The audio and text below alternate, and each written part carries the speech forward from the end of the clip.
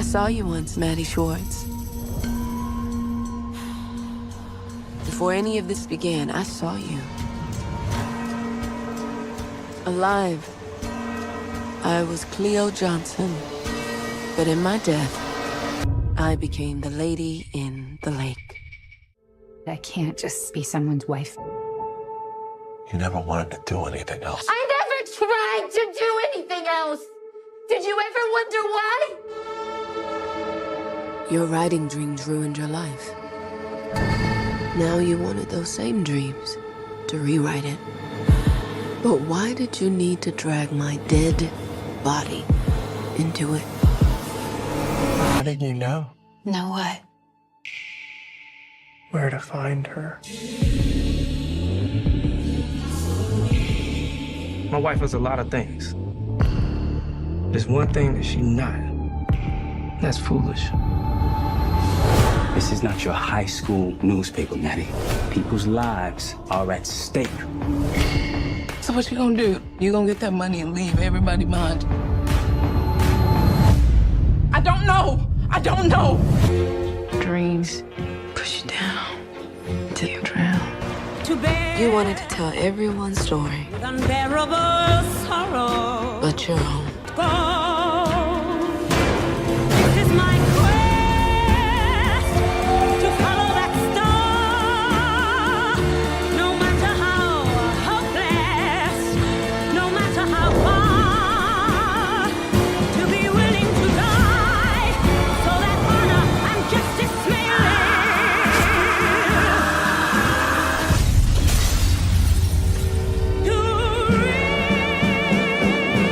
Every time someone turns up dead in that lake, it does seem to lead to you.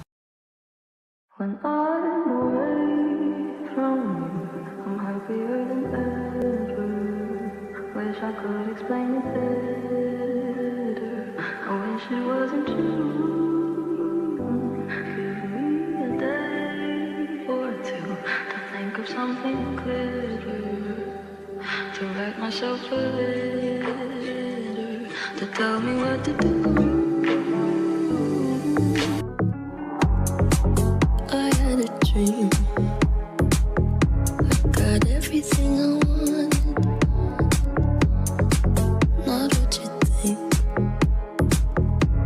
And if I'm being honest, it might have been a nightmare to anyone who might care.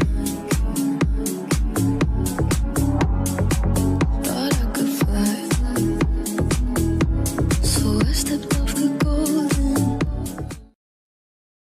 Hey, not all of us living for Maggie J Reviews comment. She said them notifications working. We love when the notifications work. We really do. Welcome to this good old Lady in the Lake Sunday. Sundays are for Lady in the Lake right now. Episode 4 recap.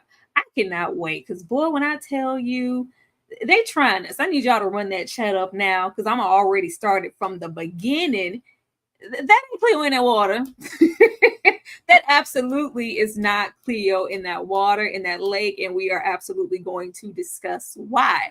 Of course, I am not only on my platform, but we are streaming on all 5 of our platforms here. So if you could support, like, share, comment, super chat on all of them, that would be absolutely awesome. Breaking out my girl first with her sweet perspective, I would love to know what she thought about episode 4. Ashley? Oh my goodness. They continue to get on my last nerve and they continue to surprise me, y'all. This left me with more questions than answers, and some stuff that tickled me and pissed me off. Overall, though, they're never going to fail us when it comes to the visuals, right? They're never going to fail us. They're never going to fail to make me laugh because I audibly laughed as well during this episode, and I know we'll get into it. But you know, bye Cleo or not. One way or another, it's bye Cleo. Yeah, it's by somebody because you couldn't tell me. I think once I watched episode 2, because they really kind of work with showing it in shadows when Reggie's placing her in that lake. But my contention was it has to be Cleo, because if it's not, who else in the story could it be? But after this episode, child, I'm like, I think I know who it is. We're gonna talk about who it is. We gonna say that. We're supposed to say that. Definitely Dora, though. Bringing out King Nikki TV. You know what she gonna think about an episode. So we gotta clutch our pearls. Nikki, what did you think about episode 4? I think the show is just getting better and better. I was obsessed with this episode. I'm mad I haven't had a lot of time to sit with it. I literally just watched it, but I gotta say, I'm Team Madeline now. I'm Team Maddie. I'm no longer hating Maddie. Hold on. You just had to figure out a way to be divisive when I brought that, didn't you? You just had to come on with that there. Yeah. Also in the back, Kay with those books because she is reading all of them. Kay, what did you think about the episode? And do you think that Cleo is actually dead? I know one thing. I will be listening to the Audible this week, because after that, I feel like I have more questions now, and I need to know some things, and I can't wait until the rest of the episodes unfold. I'm gonna need answers this week, so yeah, I'm gonna have to start listening to the book, going to the book. Well, when you read that book, you see what you need to see. Don't come tell me nothing. I don't want to know nothing. Don't send no ooh-wees to the chat. Don't send no teasers, Kay. Save it. I want to be surprised. Last but not least, Steve Movie Man is in the back. I would love to know what he thinks about this episode, and if he actually thinks that is still Cleo being dumped in that lake. D. I can sum up my thoughts on the episode as well as that question with 4 words: no face, no case. Absolutely no face, no case. Before we dive right in, there are currently 45 people here in this chat. We love to see it. We would love 45 more. So if you guys could keep running it up with engagement, leaving us those comments in that chat, and also hitting the like button and telling a friend to tell another friend to watch this show, because we're talking about it. Not to even leave it off before we dive in. From the showrunners on down, and a lot of people adjacent as far as support in this show, they have been showing us a whole lot of love on this panel. They have been showing us a whole lot of love on this panel. I've seen a writer, director, and then some actors just reaching out to let them know that they see us, they love what we're doing, and to keep going. So just thank you to everybody who has been reaching out, whether it's a like, a share, a comment, posting us on your story, making cute little montages of your friends, because we love to see it. We love to see it, and I just want to say thank you. Anybody else want to say anything before I dive into the episode? I want to say one thing. I might not have as much as Tyra, but I got a little bit today. I got a little bit. Can we see my little bit? I was being modest for Lady in the Lake, okay? We're not going to bring the titties into this conversation right now. This is a Sunday live. This is Sunday. Anybody else? Anybody? I'm sick of looking at Maddie and Mr. Officer. I'm still over. I'm that's another reason I'm going to the book, because I need to know when it's going to be over. Oh, it's going to be over. Too sweet. Oh, I can't. No, I'm done looking at them two together. These were not the comments I expected, Chan. I'm sorry. We're going to move on. We're going to move on. We're going to move on and get on started with what we came here for. Oh, Lord, y'all are absolutely something else, and I love to see it. Studying Maddie in Operation White Coat when using feminine wiles goes wrong. From headshots to a typewriter, but I thought you were connected to me. How did you know where to find Tessie's body? And we also get into Stefan being a past park voyeur of many people, and it sounded like that included young Maddie, for all we know. I don't know. We don't know what was going on here. But I thought this was just so funny. And I'll be really wanting to like deeply feel something for Maddie, but we all know why she sent that headshot with her address on the back for him to write her back to entice Stefan into getting this sit down, and it kind of backfired, because not only is he currently studying and obsessing over her. He getting into her Jewish last name. Anything that Stefan could have access to know anything about Maddie behind these bars, he has found it. And as far as he's concerned, girl, what is the typewriter for? What is the notepad for? Like, I thought you came here to talk. I thought you came. He was giving, Tina Turner, come to see me. Okay, I gotta cry. Come to see me. I thought you was coming to see me. And I just did not feel at all sorry for Maddie trying to be really professional at this moment. But what I did love is that we got a lot of different insight into Stefan, and I couldn't help but think about Ashley, because Ashley's like, you know what? I feel something for Stefan. I feel like it's a soul, something deep back there, something soft, something innocent. And I saw Stefan here. I was like, where? Where? Not only do we have this, but we get into Stefan's past trauma and this Operation White Coat, to where he is clearly being tested on, and some type of things are being facilitated on him against his will, or whatever happened, and it's clearly affected him this entire time to get him in this current state. But Ashley, I am going to come to you first. What did you think about Maddie arriving here, and also what did you think about the information we found out about Stefan? Baby, you get what you pay for. Maddie deserved all this smoke that she got throughout this episode from Mr. Stefan. And I stand on big business. He is still one of my favorite characters in the season. Like, listen, it is, right? And I, she went there expecting to use this pretty privilege to get under his skin, to get the recording, to get the information, and it goes in a different direction. I liked how they approach these governmental experiments for conscientious objectors, right? Because he says they were Seventh-day Adventists. They didn't believe. She tried to give him a little word.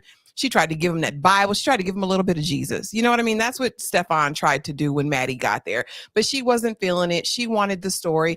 I did feel sympathy for him talking about these experiments that he went to. We kind of see where the gas mask came into play. I honestly hope that we get more from him. And at the end of the day, he did a lot. He did less than what he could have done. I think he's got more sense than 95% of the people on this show. Oh, most definitely. He has a whole lot of sense. My thing with Stefan was, if you're capable in thinking certain things a certain way, in that same breath, you can't then tell me, well, I would never hurt Tessie. I didn't do that. I don't know what you could possibly be doing. Nikki? Well, yeah, I loved this scene, how Maddie came in here trying to be Clarice Sterling, thinking she about to interview Hannibal Lecter. But I really love, like was said, the insight. And this is where I was kind of starting to sway a bit, like, am I gonna be on Team Maddie? Am I not gonna give her as much crap? And I really am Team Maddie now. And it was a mix of this scene and the flashbacks with Alan. In this scene, one of my favorite, I think the writing was so on point this episode, and one of my favorite is Stefan talking about having to pretend to be innocent. And I feel like I'm thinking about Maddie, her ambition, and how she talks about not wanting to be one of those girls out there in that little makeout area. And a woman in this time, ambition, maybe wanting to explore your sexuality, I feel like she had to kind of learn how to be this manipulative person, putting on this front, and everything that we've seen with Maddie. Of course, she's still just a terrible, a problematic white lady, but maybe not the worst. But I was kind of siding with Maddie, and even the whole situation of the theme of the episode being your innocence getting taken abruptly or violently. I feel like that's a common thread with our characters. I feel like Maddie, Cleo, Stefan, they all had their innocence violently, abruptly snatched from them. And I'm starting to I'm starting to see things through Maddie's eyes a little bit.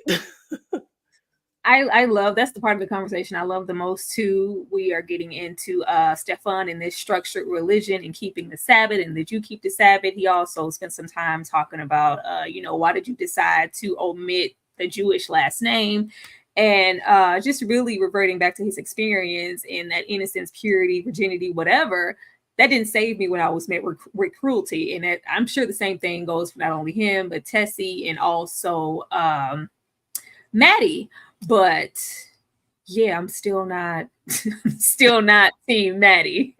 But and like what you just said, like, you try to do everything right, but you still, like Maddie married a Jewish man, lived, I'm the virginal girl, and you do everything that societally women are supposed to do. I'm not going to sleep around, and things, you still aren't satisfied, and you still met with cruelty. I see her. I see, I get it, and I'm waiting for the aha moment, because we know that Maddie is hiding something and shielding herself from something, which is why she's been pretending. I never tried anything else. This is why she's been pretending and shielding herself this entire time, and now she's trying to step beyond it. Whenever we see and it unfolds, what happened to Maddie, I'll be here for it. But right now, Maddie can get out my face. Okay. Well, my name must be Stevie Wonder because I'm not seeing it. I don't see it. No. Soon as she got in there and said, wasn't there what'd you say, a colored man or a black man in the store with you? I said, oh, here we go. Here we go. No, she still don't get no sympathy from me. And then sitting there talking to him, she's looking for sympathy from him. And I'm like, you're missing the obvious, because he ain't wrapped too tight. But of course, she probably don't realize it because she ain't wrapped too tight either. And that's just what I'm with Ashley.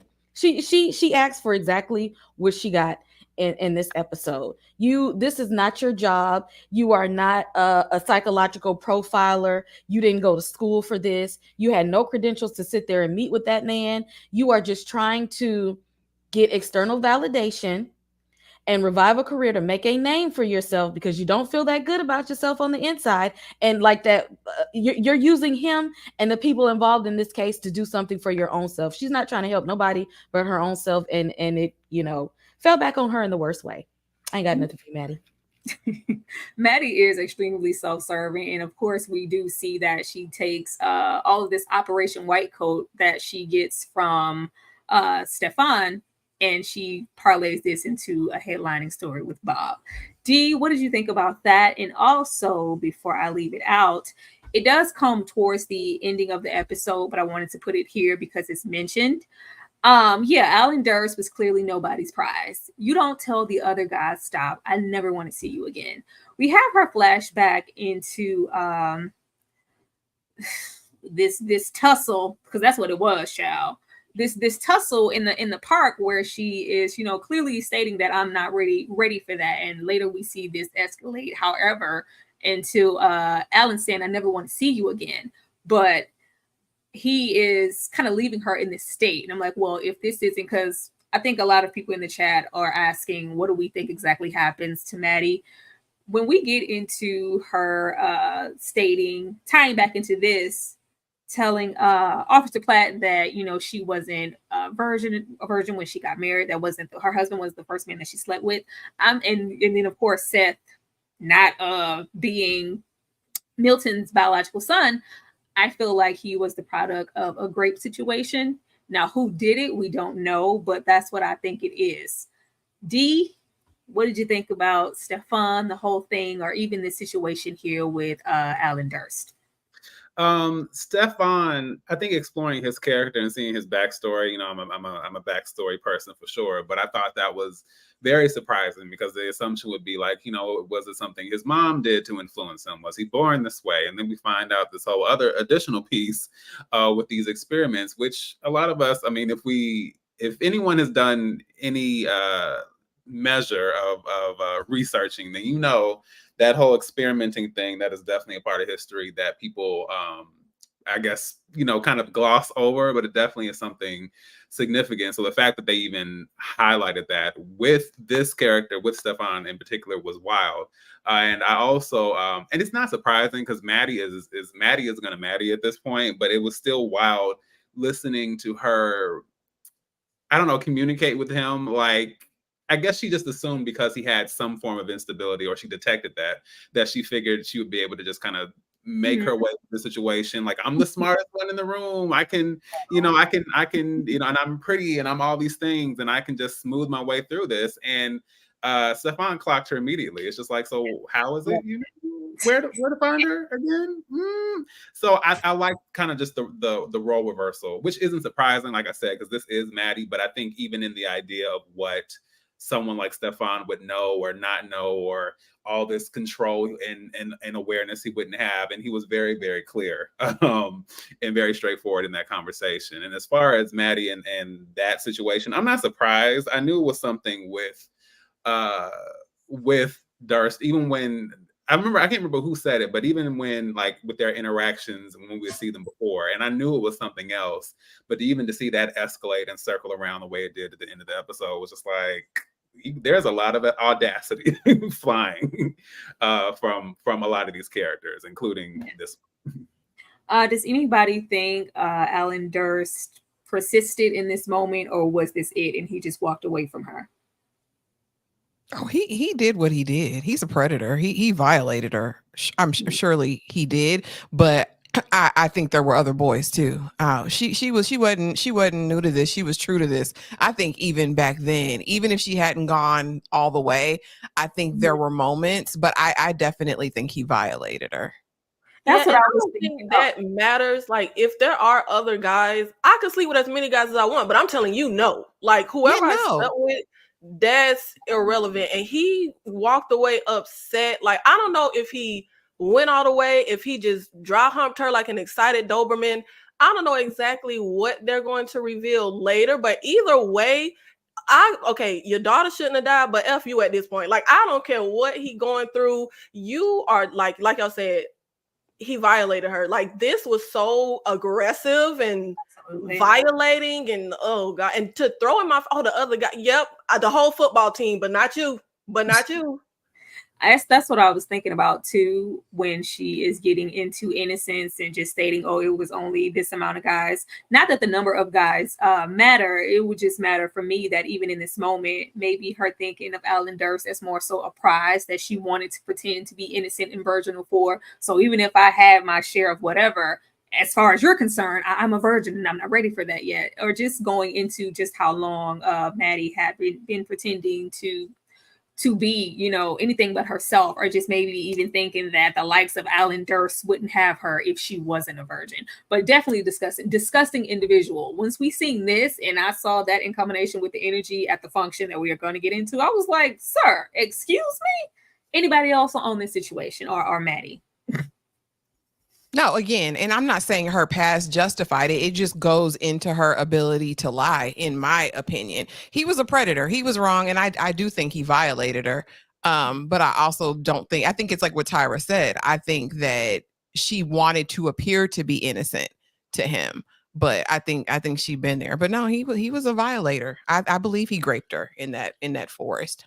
Child, it's just absolutely the audacity of everybody. Everybody on this show is just carrying a whole lot of audacity. But what we are carrying right about now is 52 people in this live. We love to see 50 people. Let me show you guys some love, and we will definitely be right back.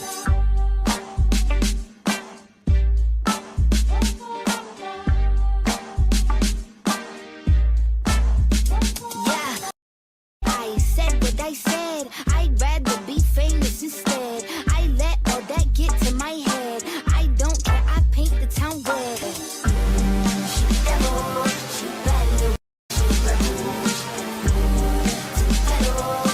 Take a whole lot from you, she devil, she bad, she rebel. Take a whole lot from you, yeah. Said my happiness is all of your misery. I put good all in my kiddiness. This smart gel don't come with no jealousy. My illness don't come with no remedy. I am so much fun without Hennessy. They just want my love without penalties. I'm your if you send for me. I'm going to glow up one more time, trust me. I have magical foresight. You gon' see me sleeping in courtside. You gon' see me eating 10 more times. Ugh, you can't take nowhere. Ugh, I look better with no hair. Ugh, ain't no sign I can't smoke hair. Ugh, yeah, give me the chance and I'll go. Absolutely. Maddie said if she want to put good D all in her kidneys in her apartment, that's her business. Moving to the next slide. Oh, D, I love to unsettle D on a good day. Now, of course, I told you guys already that we were going to get into some questions to see who's really watching the show. Because you think people be watching the show, but they're not really paying attention to the small details. I am going to come to someone in particular, and if that person happens to get it wrong, I will come to somebody else. What were the winning numbers and what percentage did Cleo offer the beautician? Was it 266 and 20%, which is A, B, 366 and 10%, C, 266 and 15%, or D, 366 and 20%? Nikki, I'm gonna come to you. I'm out, y'all. This been fun. It's been real. Bye. Why you gotta come to me? Because is it A, B, C, or D? What were those winning numbers? And see, you got it right. See why I couldn't come to you? Because you've been trying to get payback. Not. I am coming to you. Like I thought it would be fun, and I wanted to see who was paying attention. And that is correct. When we have that conversation with the beautician, and when we have Reggie run those numbers and say you need to be gone by Christmas, it's 366, and she offers her 20%. There are no prizes for these games. It's merely for my entertainment. Good job. Good job. All the way.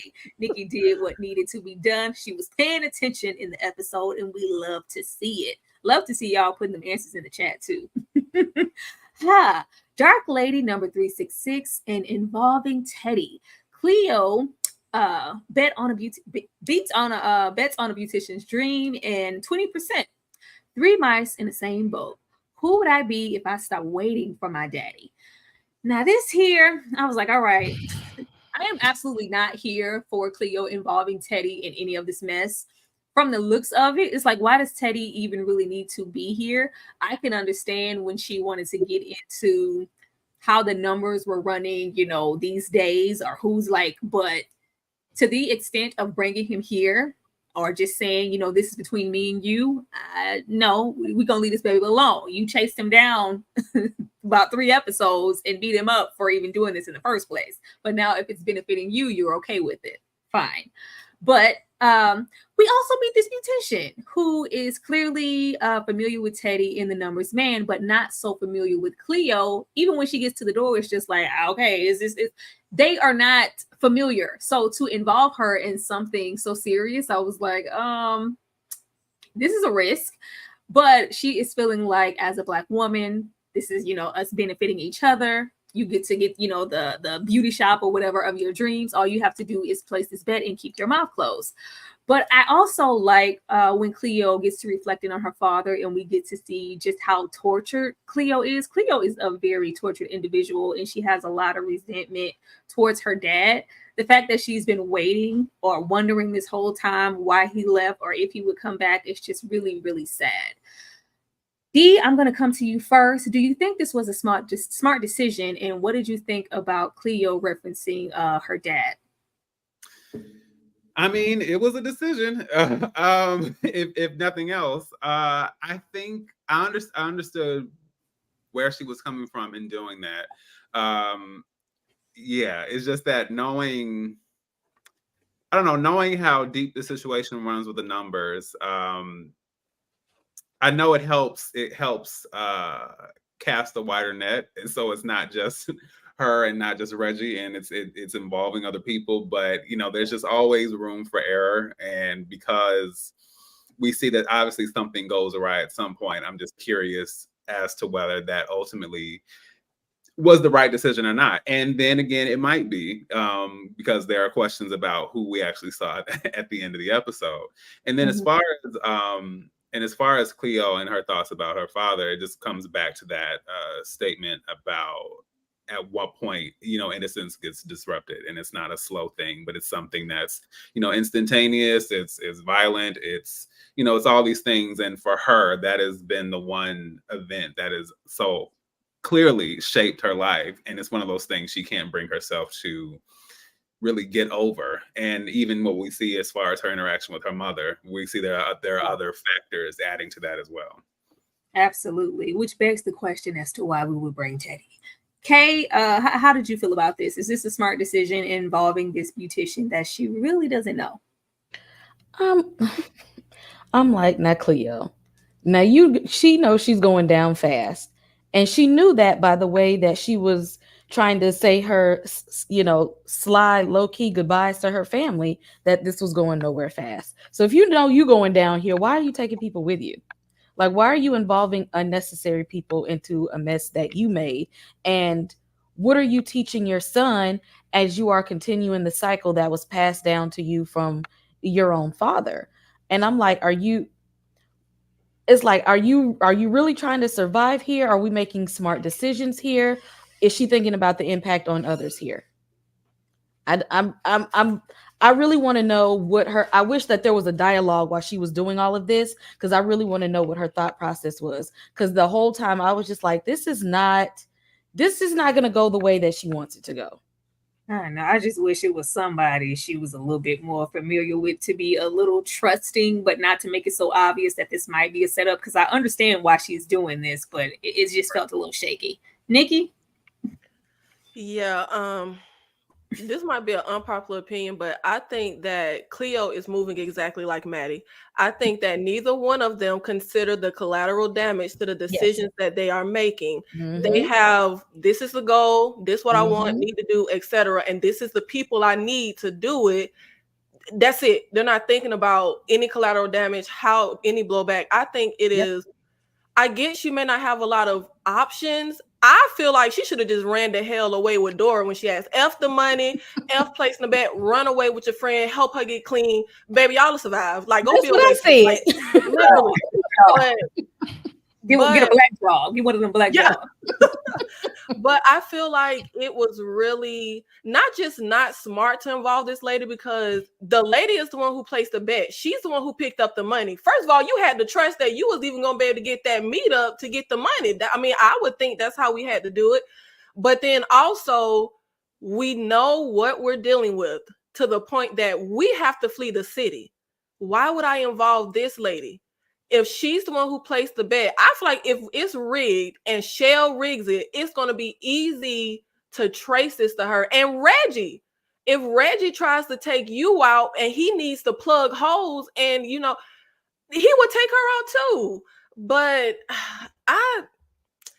when it comes to her dad, yes, she is tortured with her dad, but I don't know if it's a disconnect. I don't get it. That man left you in the dust. I like, what do you mean you've been waiting for him to return? Like, ain't she in her 30s? Like, why are you still waiting for? I don't know. Maybe it's a disconnect. I'm not getting that part, but I just hope this poor lady get to get her salon and grow old, because my theory is it's either Dora overdose and she the girl in the blue coat in the river, or it's this lady.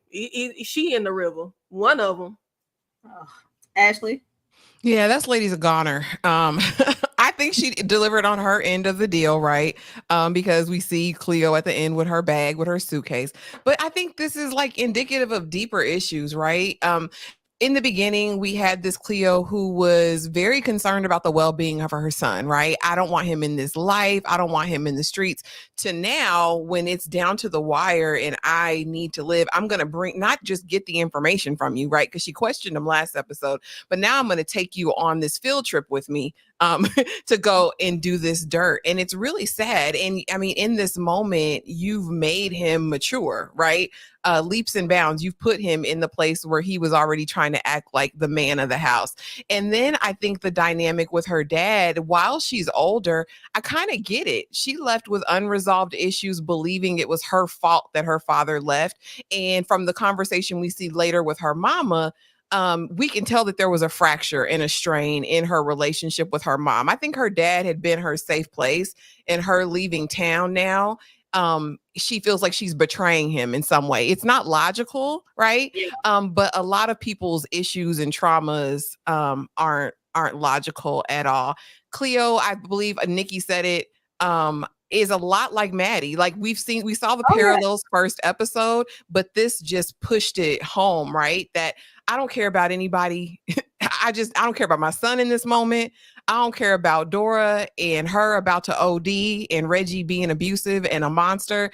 I don't care about none of that. I'm just trying to get this bag and I don't care about this hairdresser who's ultimately going to be unalived by Shell or Reggie or both of them. Like, you know what I mean? it was sad, and I hate to see the de-evolution of Cleo. Like, this has been sad to watch. Child, I knew Cleo wasn't about nothing when she held Dora up in that room and said, "What you gonna do? Kill both of us?" Yeah, when we decided to use Dora in that capacity, and we're leaning closer into our children, getting him to do something we forbid him and whooped him not to do, I was like, all right, Cleo is not who I thought she was. We were led astray, bamboozled.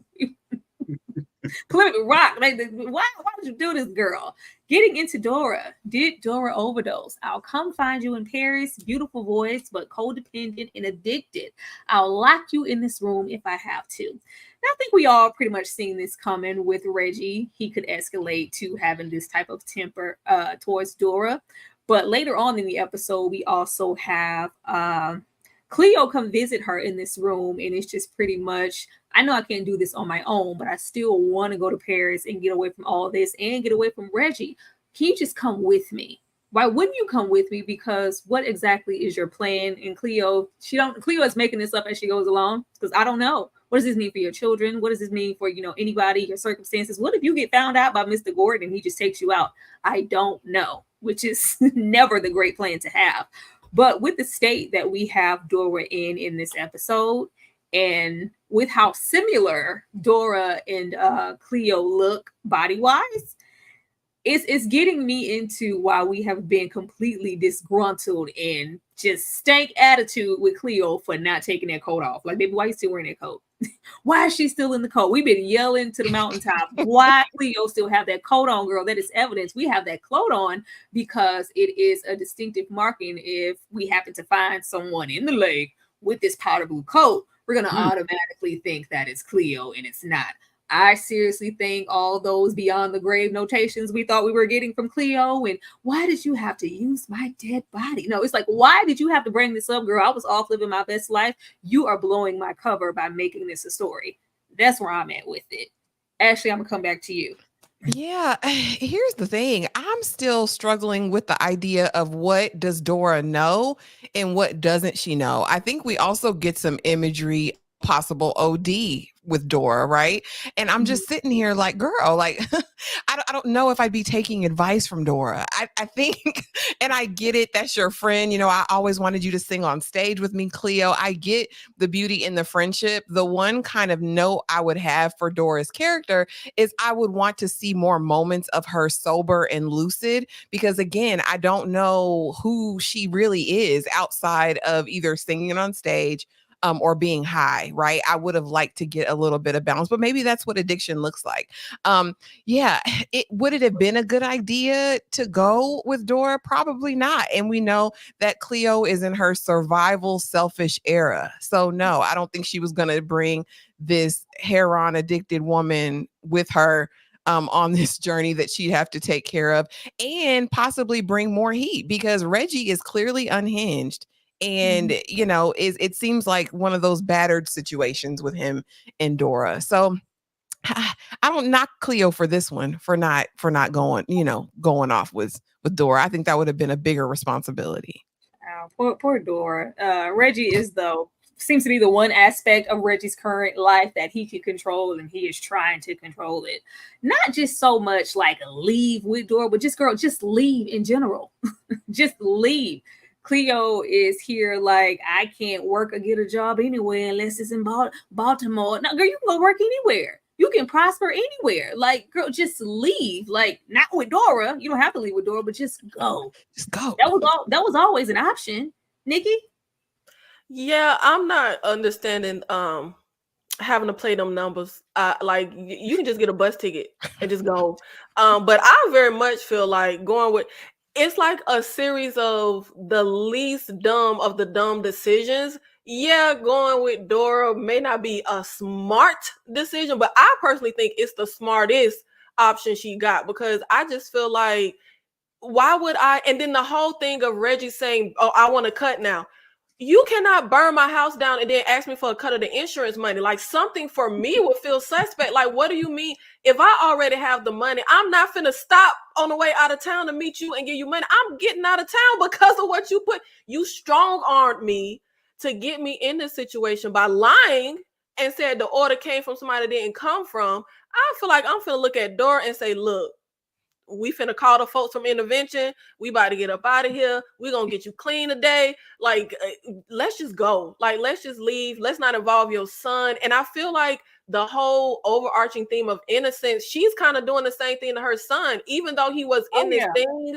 The whole, I don't, me personally, I don't like the whole, this gonna be between us. So now you're teaching your son to, you know, keep secrets and do stuff underhanded and shady, and he can't tell what his father. Now that's creating a issue over there and a disconnect with his dad. If you up and disappear and what, he never tells his dad anything about this, now you're abruptly taking his innocence away. So that's why I feel like, no, it may not be smart, but I think it's the smartest and least collateral damage to leave with Dora. Then we don't involve our son. Then we don't involve the hairdresser lady.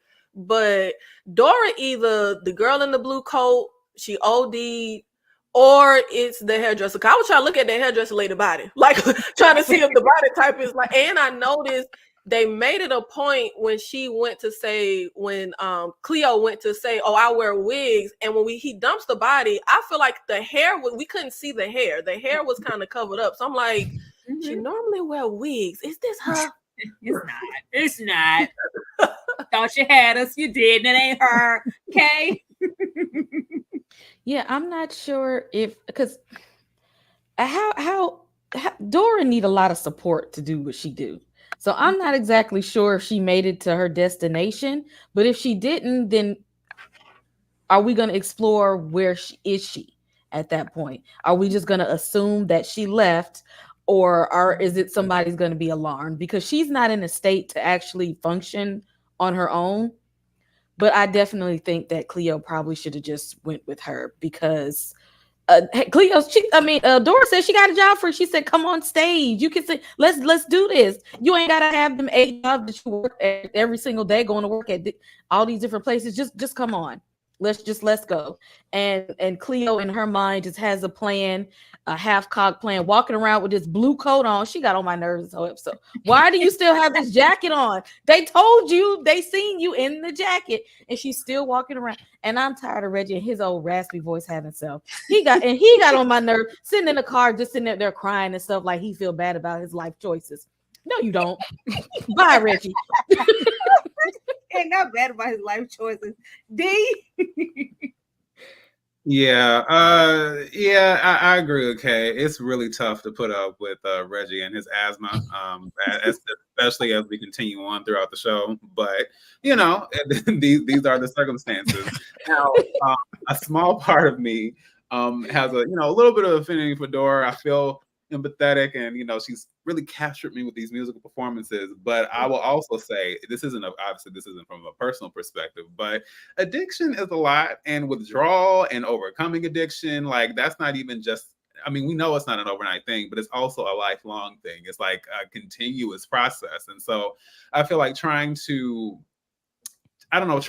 resolve that and deal with that situation in the midst of trying to like get out of Dodge, I'm not quite sure how that would work. And I think when it comes down to it, Cleo isn't even in the mindset, even if she wanted to really, to really support Dora or really take that on at all. Especially if her kids aren't even going to be in the mix. Like now she has to take care of this grown woman with this addiction issue. And I just think with Cleo, like for some women, it's a hot girl summer, and for Cleo, it's a crime chick Christmas. So it's not going to work. Thank you, D. Yeah, it's either that or in the walls of this relationship, Reggie did something to her. But I really don't think Dora makes it out. Was that a white girl threat? Platt keeping his word and Davis killed in pursuit. Baltimore's first black homicide detective. I put all right, Miss Mamas, you better pop them balloons at the top. Girl, you better pop them balloons at the burlesque function. She better pop them balloons. I was living my life. So we have for the most part, Platt keeping his word. He does mention to Davis why they're there and who he maybe got it from in the essence of this blue coat, but he doesn't state outright that it's Cleo or whomever, have given him information to be here. But I think this was also solidifying that Platt didn't know about his partner more so being dirty and underhanded and taking money.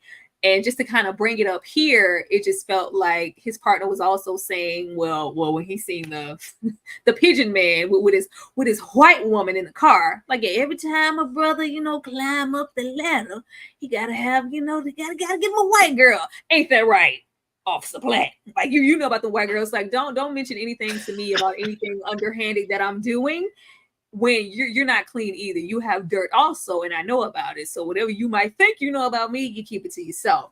But in the pursuit of the pigeon man with homegirl that was popping the balloons, Officer Davis gets shot, and I thought he was just gonna he got shot down dead, like square blank, and he was gone. At which we have Officer Platt be embraced and honored in this moment, and becoming, endorsed by Miss Murder herself as the first Black homicide detective in the making. Kay, I'm going to come to you first. What did you think about this situation? All of this is just making Mr. Officer think that he is just Mr. All that and then some. He is really in the position that he's thinking that blue is covering up his black. And as we know, we see you. It's some people that got their eye on you, and he's just thinking, oh, he living his best life. He's getting recognition. He got his little. I'm gonna climb up the fire escape to see my woman every night, and I'm cracking these cases and stuff. That blue is not protecting your black behind. And the sooner that you realize it's not, you actually might make it out of this. But the way he's going right now, I don't have high hopes for him. He's riding high real good right now. He is really on a high horse. It's not going to be long before he gets knocked off of it. And I'm not going to feel bad. I just can't believe he's in pursuit of anything higher. If this was your ambition, why would you ever risk it by running around with the likes of Maddie or many of the other, maybe countless white women that you were running around with in the first place? He thinking that the blue is covering it up. He's just like that nobody can see his old dark tail walking around here. Like y'all just gonna see the blue and not the black blue around here. We see it. Shout out to the 70 people here in this live. We love to see it. Keep engaging and keep running it up. Nikki, were you here for Officer Platt? I said, I think after the first 2 episodes that I didn't think anything tragic would happen to Officer Platt. I said he might lose his job, but I'm changing my tune. Officer Platt going down fast and hard. Okay. Yes. Oh, Jesus. But I also feel like this was also a part of me kind of opening my eyes more to Maddie. I feel like there is a common connecting thread through every single character. And when he was talking to Maddie about how his ambition got a man killed, Maddie has ambition and she will trample on anybody in the way. She will use somebody's dead daughter. Like, there's a common thread of basically ain't none of the characters really ish. Like, they all kind of terrible people. Right. But Correct. Officer Platt, I really don't think they announced that, he will soon become the first Black, detective in Baltimore. I really don't think he's gonna see that. I don't think that's gonna happen. I'm sorry, little baby, but you're not gonna be the first. We're gonna have to wait maybe another generation to finally get us a Black detective, because it's not gonna be Officer Platt. But I feel like it might come down to where he's involved in trying to solve this crime. And we already saw how, Mr. Gordon and his people looked at the news like, why couldn't it be Officer Platt that died?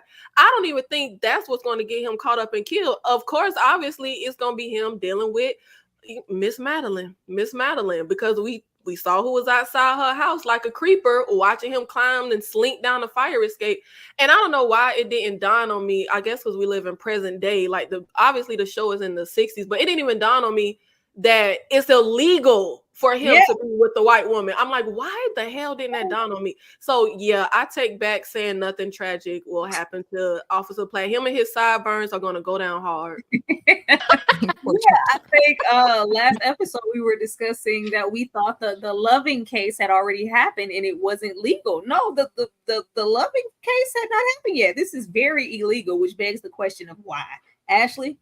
Yeah, the Loving case was 1967. So a year later, they didn't stand a chance. But yeah, I was here. Listen, I loved these moments. I was sad to see the dirty cop go. If I can be quite honest with you, when he said, "Oh yeah, they get these YT tramps," I fell out laughing and then gonna nudge him. Ain't that right, Platt? Ain't that right? You know about that, young boy. You know about it. That tickled me to no end. And I said, okay, so they're there, and then Birdman comes in, and they're chasing Birdman. And I said, Daniel, for all this time you spend smashing them pancakes, running up and down fire escapes, there is no way Big Boy is outrunning you. Okay. And so finally, when they get to the burlesque and I see girl dropping it on every single balloon, I was getting everything I needed. I didn't know they did this in real life, y'all, until Tyra said, oh no, this is a thing present day. I might have to go see a balloon show because she was giving all the things with that balloon and that needle or whatever she had. Platt's asking for it. And he's going to get it because there's no way you would still be going up that fire escape. It's a black building. Why can't you go through the front door, sir? This isn't the service entrance. Like, I don't understand that concept. I don't understand why we're still struggling with that situation. And I agree with whoever said it. I don't think he's going to live long enough. That detective is the one that was bullying him in the station. He's already a creep. And my question is, who told him? Who told him? Why are you outside of Maddie's apartment? It was Judy. I'm just saying, because you've been sitting there ever since she moved because you want to be her knight in shining armor, or did you get tipped off? And if it was Judith, I told y'all I ain't like Judith. But yeah, go on with your bad self, Platt, but not for much longer. He's a goner. Mark my words. D, it was Judith. Go ahead, D. Yeah, I have to say, I mean, I love a good chase sequence, I must say. But Davis literally and figuratively catching a stray bullet was not on my bingo card for this episode. And I think the fact that this now puts, I don't know, this adds, I don't know, fuel, I guess, to Platt's, I guess, possible ascendance in the field. There already are enough issues complicating that, but I do think this whole thing with Maddie is just nonsensical, and much as everyone else has said, I'm confused about the whole fire escape thing as well. I'm like, is this some kind, you get a thrill, from sneaking in? Is it like some kind of, is it a continuation of the whole role play thing? Like I don't know, like I'm sneaking into your spot on the low and no one knows, I don't know what that's about. But it's very obvious, as was also said, that Officer Platt is going down, baby, yo street in a Range Rover. And I'm a laugh. The cop ready to let it go. Shimmy, shimmy, go, pub. That was what he said. He was. Because why are you doing that? Why? Why? Of course, with this situation happening, we also get a little time with Reggie, who was like a son. It was all good just a week ago, and you were like a son up until I find out that it was you not only messing up the situation, but you sent Cleo. But it's too late for us to go back. You need to get rid of cancel Christmas, as they would say in the Power Universe. Cancel Christmas on Cleo by Christmas Eve, or it's you or her at this point. However, just the way that Reggie was looking, Reggie looked tired. Reggie looks really tired. Like every 5 minutes, I gotta collect the body. Reggie, real strong, to be such a little guy. Reggie he just seems a little tired. So I didn't automatically take it as a setup when he told Cleo, this may be, my way out too. I changed my mind. I do want some of that money. From the way that Mr. Gordon was looking at him, you can tell that has just kind of been the push and pull with their relationship. If you mess up, son, in any given way, you are as expendable as anybody else here. So fix it before I fix you. Ashley, I'm going to come to you first. First of all, the rooftop scene was beautiful. Shout out to all of the imagery there. I love that. But yeah, how did you feel about Mr. Gordon and his threat towards Reggie?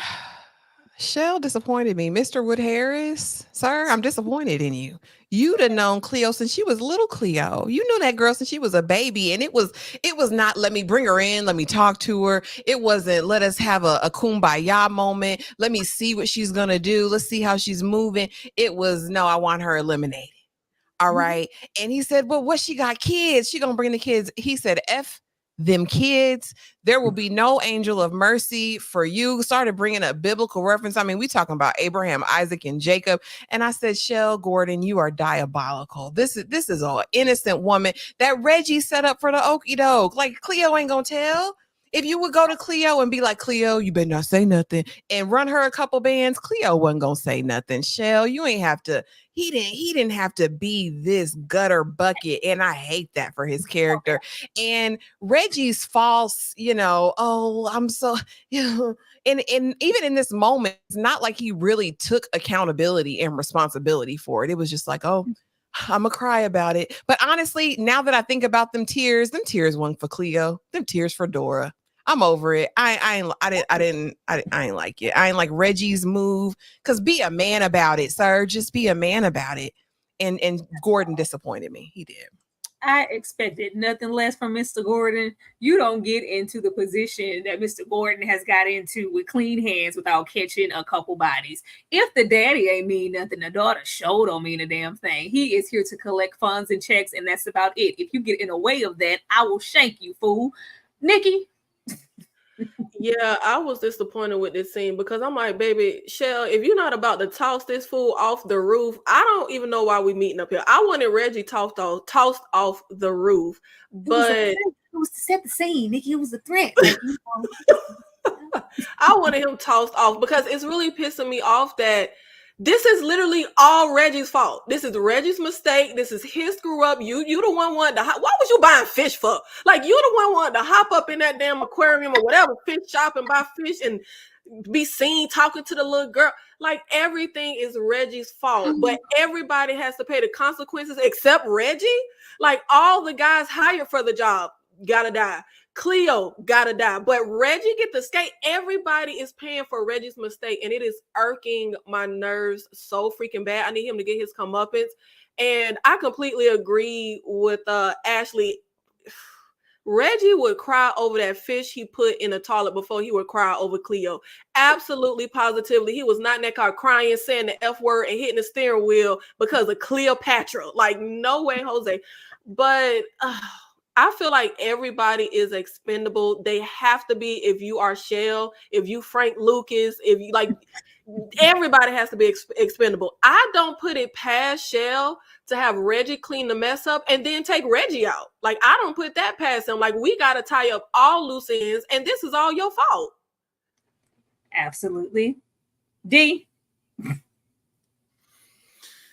There is more I need to know as far as Reggie and Shell's relationship. Like, how did this begin? What is the backstory? Is there something like, is this a parental relationship? Is this like a adopted, community mentor mentee relationship? Like, what like, were you rescued for something? Like, I need to know more as to why, like, this because this obviously is a dysfunctional relationship, and we know that Shell is the one who's in power here, but something is there for Reggie to, and even the way he positions himself when he's in Shell's presence. Yes, I know part of that is fear, but it's almost like he becomes almost childlike in a way. Yeah, like he kind of like just kind of devolves in a sense when he's around him. So I really want to know. I don't know if we'll touch on that, but I would really love to know that.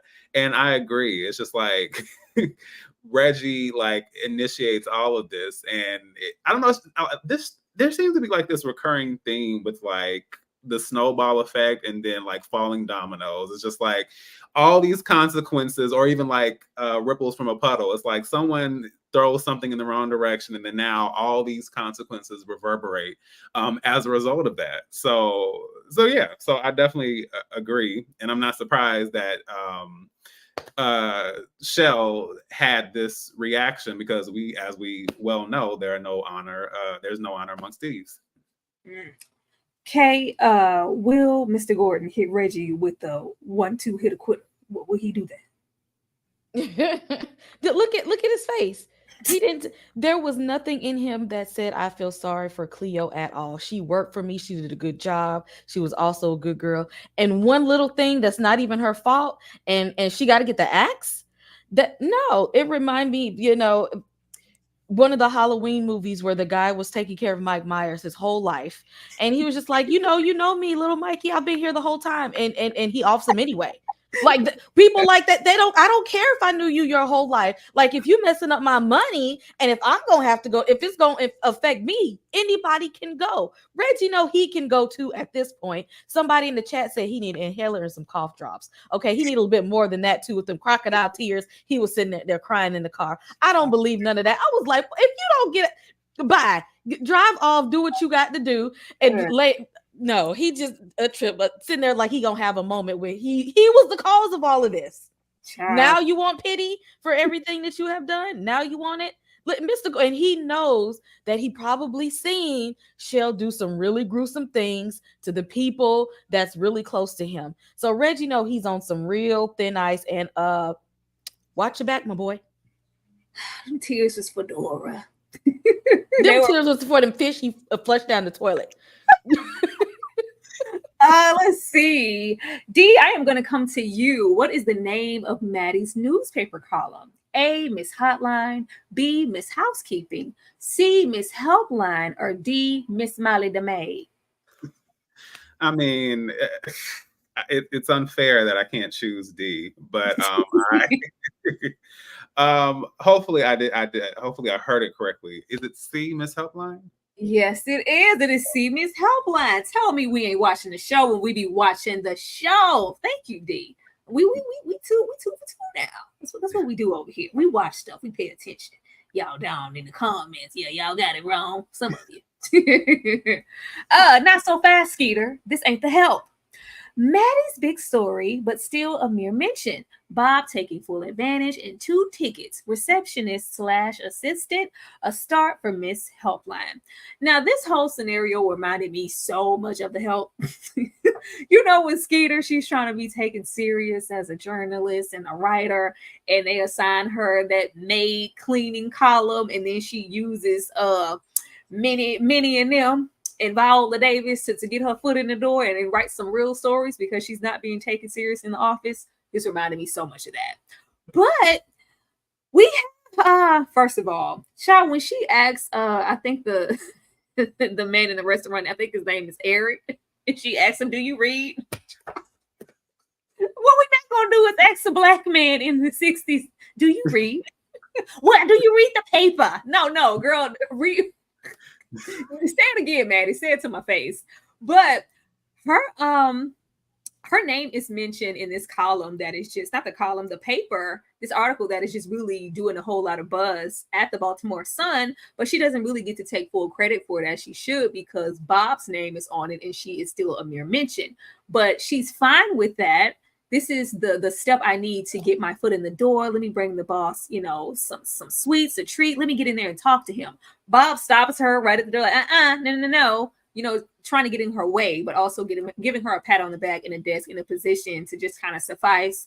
And I think he would put her only in this position to maybe use Maddie later on if it does. And he's going to try to repeat it again because I'm getting all the praise and the attention.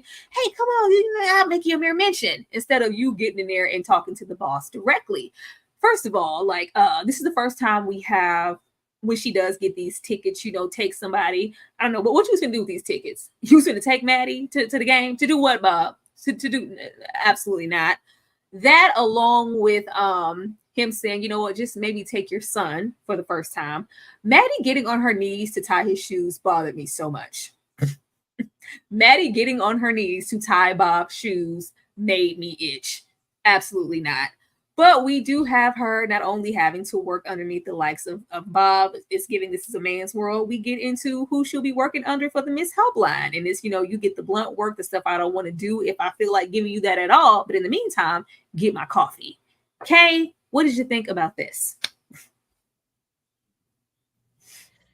You know what? Y'all ain't never going to get me to like Maddie at this point because it's just, every step she make is just a step in the wrong direction. I just do not like how she moves. That comment about, do you read? Then she gonna be like, I meant the newspaper. No, you know what you meant when you said that. Okay, she just tried to clean it up because she thought she might get smacked for a second and tried to clean it up. She knew what she meant and just trying to doing that just to see if she could get some more brownie points with this. Girl, you are not Peter Parker. Get out of that newsroom. No, nobody wants to hear your story. You're there as a pawn, but in her mind, I just need a little piece of nothing so I can go brag to some people who actually really don't care about you. Because at this point, the community that she's trying to get all these accolades from, they've actually already rejected her at this point. So what is it all for at this point, Maddie? What is it? What is the end game? What is it for? Nobody likes you right now except Officer Platt. I want to know the end game too, because I know she didn't come from up underneath the likes of Milton or this oppression from the Manses, and I never tried anything else to get in here and only have to work underneath and answer to a bunch of men who are, Bob, where you was going with them tickets? The people would love to know. Nikki? Yeah, I was watching this episode like, girl, I was trying to like you. When she went to that black man, it was definitely given. Were you sneaking books in the slave quarters? Do you know how to read? Like, I was just like, lady, all you had to do was say, hey, did you see the paper today?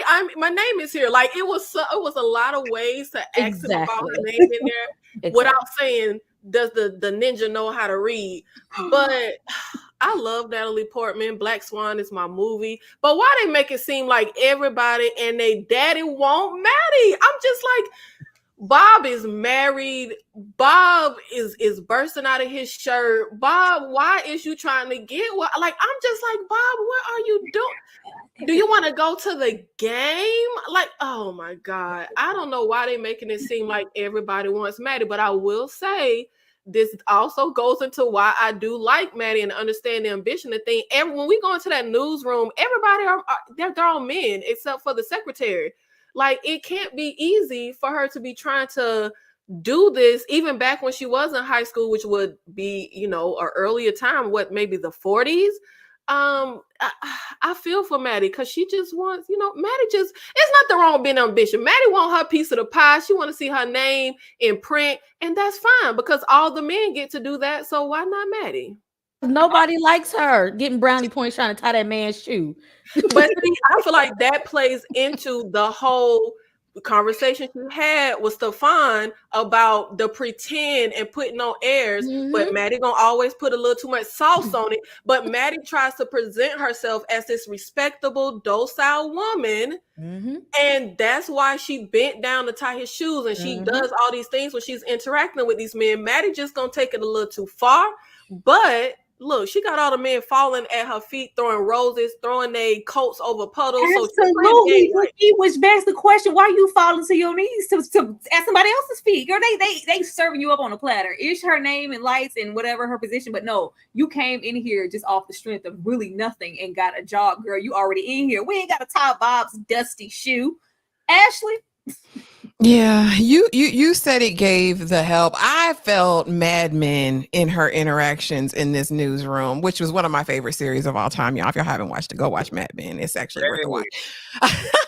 But yeah, Maddie is performative on all levels. She goes and she's gonna go 10 miles, right? Because she has something to prove.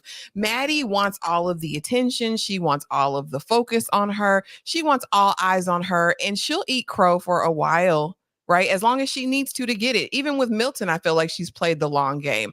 Maddie is a master manipulator. There is nothing she says or does that I don't believe is calculated. Even in the diner with that man who's been taking her calls, right? She knew what she was saying. That was her putting him in his place in her mind. She has an air of superiority about her when she interacts. Even when we get into that old weird, she and Officer Platt, Black Daniel, okay, calling him Mr. Detective. Girl, shut up.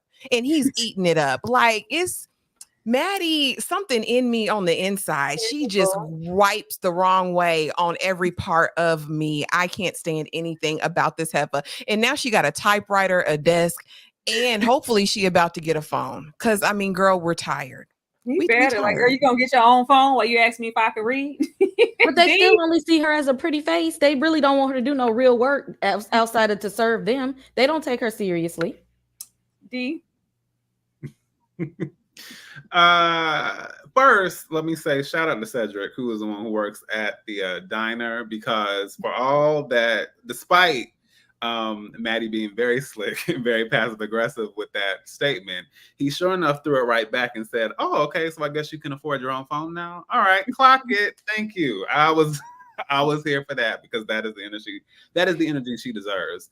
And as far as this whole newspaper situation, like, we have said it before. We know how this works, and I'm just curious as to what she really expects to come out of this. And only because I've seen some of the images from the trailer.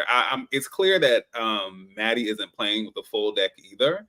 So I'm just wondering, like, as far as her trying to have these aspirations and this quote unquote relationship and all of this, I just think the way she is trying to, I guess, rewrite her life without acknowledging the foundations of how she got to where she is now, I think that's going to be her undoing. I just be trying with it. Something about Maddie always gives me like Master's like wife, and Daniel is giving Officer Platt is giving Mandingo. She just gave Master's whip slinging, like I'm the wife and I'm sneaking off with the Mandingo. Something about it just feels unclean. But what is clean is the 72 people here we have in this live. We'd love to see it. Let me show y'all some love. Keep running it up, and we will be right back.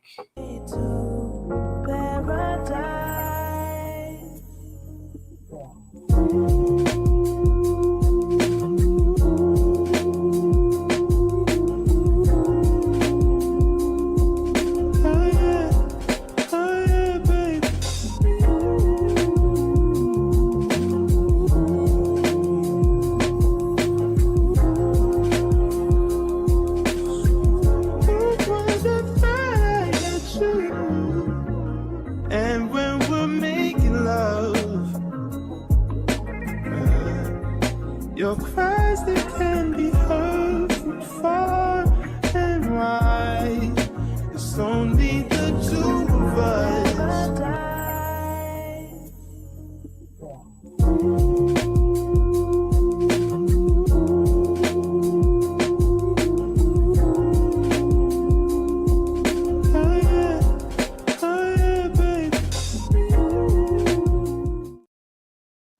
Thank you so much, D. I do what I can. I do what I can. I'm gonna do what I can. Maddie, don't you ever get on your knees again to tie Bob's shoes. It'll be a cold day before I would want to see that again. It's a cold day before I want to see this again too. Maddie wanting something more than what this could ever be. Like, this could never be that Maddie. Maddie, first of all, we have him tell, take your son to the game. For a second time, girl, just take your son. And Maddie was just feeling like, you could raise somebody. I love how she just pats herself on the back all the time. You could raise somebody for, 15, 16 years, and they could still, hate you or turn out like their dad. Like, Lord, Maddie. But what we share can never go beyond this room, Platt's guilt, and haven't you ever did anything wrong, Maddie? Maddie, oh, well, I lied about the ring, that one time. Yeah, girl, I already knew that. How slow do you think I am? I already knew you lied about that. And she also, states that her husband wasn't the first man that she slept with. And, the likes of Officer Pratt eats it up. So that means it's 3. So, but out of the 3, I'm the best. Around is me, right? I cannot stand this whole situation. But I thought it said a whole lot that Maddie is, like, she just wants to go and take this role playing a little further and be out in public. It's just like I said, any other live. Maddie, if something happens or when something happens, you are forever going to be okay. It's going to be me to take the blunt of whatever comes down on us. But Maddie just seems to want more out of this relationship and Platt other than the sex that they keep having in this room. And of course, we're going to get into Platt on that fire escape, because why? Ashley, Maddie can go straight to the hot place, in my opinion. Go straight there directly. Don't pass go. Don't collect $200. Go directly to HE double hockey sticks, because be for real, he's an officer, just got a promotion. You talk about, I want to go meet in public. Let's just go and we'll pretend to be strangers. Girl, also, this is not a relationship. Let's just call this thing what it is. This is y'all just getting it in weekly, dryly, if I can say that. I will say though, I'm gonna give kudos to the shot this time, because she rode it a little bit like the rodeo show for all of the 3 seconds. And this was the most passionate that we've seen these two. I will give it up for that, but it still wasn't no chemistry. I don't even think they like each other in real life. Again, he got off on her calling him Mr. Detective, and she did that just to, I don't, Maddie just wants to be chosen, honestly. And I do think it stems from her trauma from earlier on, but she's sick and twisted in the way that it manifests throughout her life. I hate this relationship, and not because of the color lines thing. I just think that she's a freaking liability. She's so dangerous for him. But like the people in the chat said, hey, if he want to go there, this is his genre, I guess. Maybe because Cleo rejected him. She does say that in her narration, that I could have had Platt if I wanted him. And so maybe after that rejection, he went into the sea or the field of the YT women and ended up with Maddie. Yeah, but I hate this. I hate every time we see them together. Every time I hate it. It's dry. It's not sexy. It don't turn me on. It does nothing for me. I'm not even gonna give Platt that, because he was familiar with these waters. This was not his first treading over there to the other side, to the mountain, the Caucasus. This he's been there several times. But I will say that I did feel I felt a little pinch of something for Maddie, just at how desperate she is. Because anybody with eyes could see that what he's using her for, and the fact that she's trying to grow it into something else and engage with me, talk to me, share. What else did you think you guys were going to do together? So the fact that she thought it could be something else, I'm like, oh, really, Maddie, poor thing. Nikki? Yeah, we already know Maddie is just a typical problematic white woman. And this scene really infuriated me, because her whole thing with let's go out in public, I didn't take it as she wants something deeper. I took it as she just wants to extend the role play. She just wants to get a little hot and bothered in public and then come home and do whatever. And I feel like it's extremely dangerous for Platt. It's more dangerous for Platt than it is for her. For her to say, let's go out in public when you know that y'all being together is illegal. With them being together being illegal, obviously, I feel like he would catch the brunt of hell, not her. Like, she could cry wolf. She could say anything she wanted to say if anybody called on to what's going on between them. He's the one that's really in danger. But what really, Lord Jesus, took me out is when she was trying to ask Platt what happened, with the partner, because she saw it on the news, but he didn't want to say. And she's like, you don't trust me? Madeline, your own son don't trust you. Like, are you crazy? No, we trust you about as much as we can trust a paper parachute. Like, we trust you as much as LeBron James' forehead can trust his hairline. We cannot trust you. I could not believe she had the audacity to say, you don't trust me. Are you crazy, girl? Like, I just Madeline, Why LeBron had to catch that straight real quick? Get with you. I'm gonna come to D, and we're gonna leave Nikki over there. D, what do you think? I'm not sure how I'm supposed to follow that up, but yes, this whole situation. I appreciate the positivity as far as this scene, but for me, no olive oil, no Crisco, no Vaseline. I'm sorry, it's still not clicking for me. I understand, I get it. It was a tad bit more palatable than before, but it's still a no. And I said it from the beginning: driving Miss Maddie. That is the dynamic here. That seems to be Maddie's dynamic in life, but this is definitely what Platt has going on. And I you know what? I think what it comes down to, I remember what Shelby says in The Best Man Holiday when she and Quentin sleep together after the funeral. And she says, you know what, Quentin, you and I are just very, very emotional people. And we're very emotional right now. This is not a love connection. And that's really what it comes down to in this situation. Like, this is not, like, there is nothing here. These are just two manipulative, selfish, I don't know, like very loopy, very delusional people who think that by coming together, it makes them feel more significant together than they are individually. But there's nothing here. No. It's not. And with the writing that we've gotten so far and the beautiful direction that we've gotten from Miss Alma, I am convinced that we are not supposed to like these things. We are not. Girl, run it up. I don't think there is supposed to be anything appealing about these things, because we could easily shoot this to where it could be enticing and it could be sexy. And it seems like we're going the other direction. I think we're supposed to not like this. Okay? DK freeze? No, there we go. Yeah, okay. Because listen, why, let me tell you, Baltimore is like Gotham City, right? I'm sorry if you from B-more, but y'all know y'all like Gotham City out here in these streets, okay? It ain't changed from back in the 50s till right now in the 2020s. Why would you tell this black man to meet you at the game? All I heard in my mind was like, she trying to get him caught up for real. I hear the whispers of lynching in my ear. How come he don't hear the same thing? Because see, he think just because he got on a little blue, it then gave him some white privilege. Sir, you ain't even close to a paper bag test. So I don't know why he has delusions of grandeur in this moment. And she's just acting oblivious to the fact that he is midnight dark, and they know that this is a problem.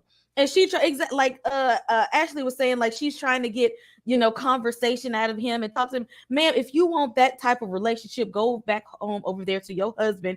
Talk to that man that was paying all your bills, not the man that you fetishing over. Okay, this is not the time. He don't even want that from you. Okay, he is like getting a notch on his belt because like, oh, I bagged this, this high class white woman, and I climb up on the fire escape and all that foolishness. Y'all not hearing the whispers of lynching every time y'all get together, because both of them act like they be in this magical fairy tale life where it's just them two. No, she wants her a Mandingo warrior, and you think that you getting white is right and white privilege. Neither one of y'all are winning out of this situation, and I'm sick of it. I want it to end. Oh, girl, because Ferdy thought he hit the lottery with you, girl. That commentary from Cleo was, I could have had him if I wanted him. You ain't special. I could have had him, Maddie, but I turned him down because I ain't want that because I'm with Celebi, as if that was a prize. But okay.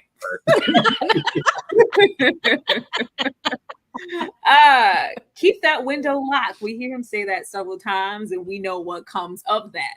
But first black homicide detective, this is not good. Now we see the worst officer possible that could see him coming. Like, I'm just not understanding the use of the fire escape. Like, I don't. Is it like more incriminating? Maybe this is blocked off behind something where he thinks it's gonna be the least opportunity for him to be noticed, and we're just not seeing the street view. That way, he isn't using the front door. But for me, the only reason this man is sitting down there and he is able to see him come out is because somebody told him who was there and what time they would be there. And the only person who might know that information is old Judith. I think Judith told this man to be here. D, what do you think? All roads lead to Judith. Now, I would be shocked if that wasn't the case. Now, we haven't seen Judith this episode, so I found that to be really interesting. But yeah, like who? I'm trying to really think in my mind, but I'm like, who would be the person to call attention to this? And we already knew it was coming. We just didn't know who or when. It was just a matter of time before somebody became aware of this situation. But I didn't know this would quite be the way, but it's not surprising at the same time. But Outside of Judith, I mean, well, I mean, Durst having a hand in this would be a massive reach. But if I'm going to throw something else out there, because he obviously has a real vendetta when it comes to Maddie. So who knows? Nikki, is it Judith's fault? The two characters that I'm gonna ride for is Stefan, because I'm in love with him, and Judy. I do not think Judy had anything. It's probably Milton. I think Milton is got sour grapes. Ain't that a Jewish phrase? Sour grapes? I don't know. But I think it could be Milton, but more than likely, I think this cop is just a creeper. I don't think anybody tipped him off. I think he's a creeper and he's stalking Maddie, and he just so happened to be out there to see this, because Officer Platt sneaks over there at night. They get it on and dry hump and then whatever the hell Ashley described as sex scene for a few hours. This has to be late night, like maybe right before the sun come up. I think he's just a creeper and he was out there stalking her, and he just so happened. I don't think anybody tipped him off, maybe because I just don't want Judy to be in it. Keep Judy's name out y'all mouth. She is innocent. But I think he was just a creeper and just sitting out there. But I also do feel like I need an aerial view of the apartment building, because I feel like it would make more sense for me to go out the front door. Like, I'm a cop. This is my beat. I could say I was in here doing a number of things. I think it's more suspect to be on a damn fire escape. Well, I thought that too, but I was also thinking that with the way that the apartment is structured and it being over the diner, is Maddie the only one who lives up there? I don't know. Ashley, is it Judith because she wanted the box? You know, I like that. I like it. She was starkly absent, like I believe Dee said. She wasn't there. You know what I mean? And I'm like, maybe she's bitter because they couldn't, bump pocketbooks anymore. I'd be here for that switch. I'd be here for Judith having a hand and being kind of diabolical. I think I would love that for this story. Wait, because old Milton, he was absent this episode too. Well, here's the thing. And I also, when y'all said Milton, I said, what about the son? What about Seth? He hates his mama. He hates her down bad. What if he's out here running his mouth about his mama in Negro land, as he stated last episode? Listen, at this point, they want to get caught. It's hard for me to think that detective would just all of a sudden be stalking Matt. Like, why? Again, I'm going to refer to Nikki's comment earlier.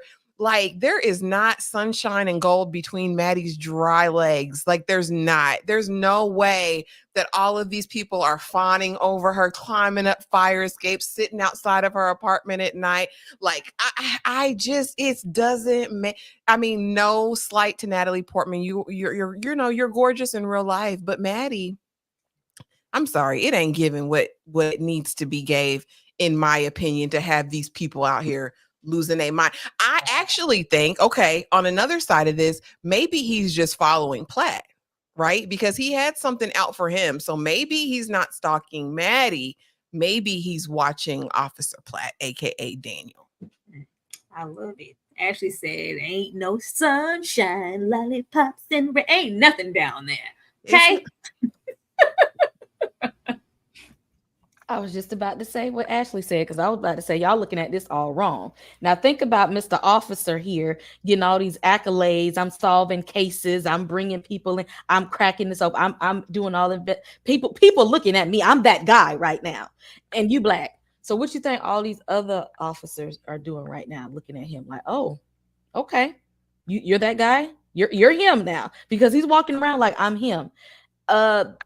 That's going to get some suspicions from other people that don't want you to be the face of the precinct in this moment. So I really think that he's the one that's being watched here. And lo and behold, let's watch him long enough to dig up some dirt, because he's a black officer and I know he's doing some dirt. And guess what? Oh, look, we're right. Yes, he is. Look at him. I just don't. This whole scene just gave me Judith somewhere, like, she's meeting with the officer late at night. And he was like, she's not meeting with the officer, not that beautiful straight nose white passing Jewish woman. No. She's like, no, she's meeting. Watch what I tell you. Go there at this time. She's meeting with the officer. Then he went over there because that little impression he gave when he saw him coming down, it was like, oh, you gave it to him. You could have gave it to me. Everybody just want Maddie. Everybody just want Maddie. The expression on the cop's face when he saw Daniel come down, it wasn't given like, ooh, I got some information on you. No way are you finna be anybody's black homicide. Nothing. It was just like, oh, say it isn't so. You gave it to him. Girl, you could have gave it to me. That's what I got from them. I just feel like all black people be being watched sometimes. So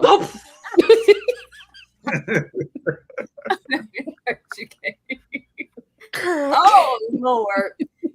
This whole scenario here. Neither of you spoke up for me. You don't give a damn about Tessie. And this is all self-serving to recapture your high school ambitions. Slapping an unbothered, sympathizing Seth. Child, when she slapped Seth with all her little might, and he was like, and what am I supposed to do with that information? Girl, and let me go see what's on the table, because you ain't at home to cook, and I'm hungry. Seth, I don't know what Seth is becoming, but I'm worried. I'm worried. The way Seth just took that on the chin, the way he be addressing and even talking to his mama, the way he thinks, this deep resentment, loss of innocence, still rolling over in that theme, that comparison that we're getting between her and Cleo. What y'all are doing to these sons is just diabolical at this point, and I'm worried about Seth. I just want him to be an honorable man and not catch nobody's in the future, because don't be taking them slaps on the chin like that.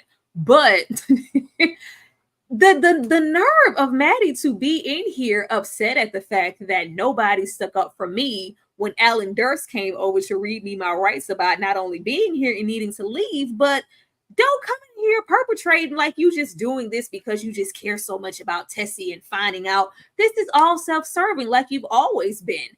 Now, granted, the scene that we get with him and Maddie in the park just begs the question as to why he is able to even come over here in my face. The audacity, like, what kind of man are you in the first place? But we need more information on that. But what we got is clearly giving, if you don't give it to me, I'm going to take it. It felt very problematic in that park.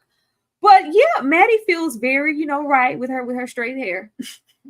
You ain't got to spread out all of that in your hair. If you're going to be my Coretta, you got to go to the black beautician and get this stuff high comb, girl. We ain't got to do that.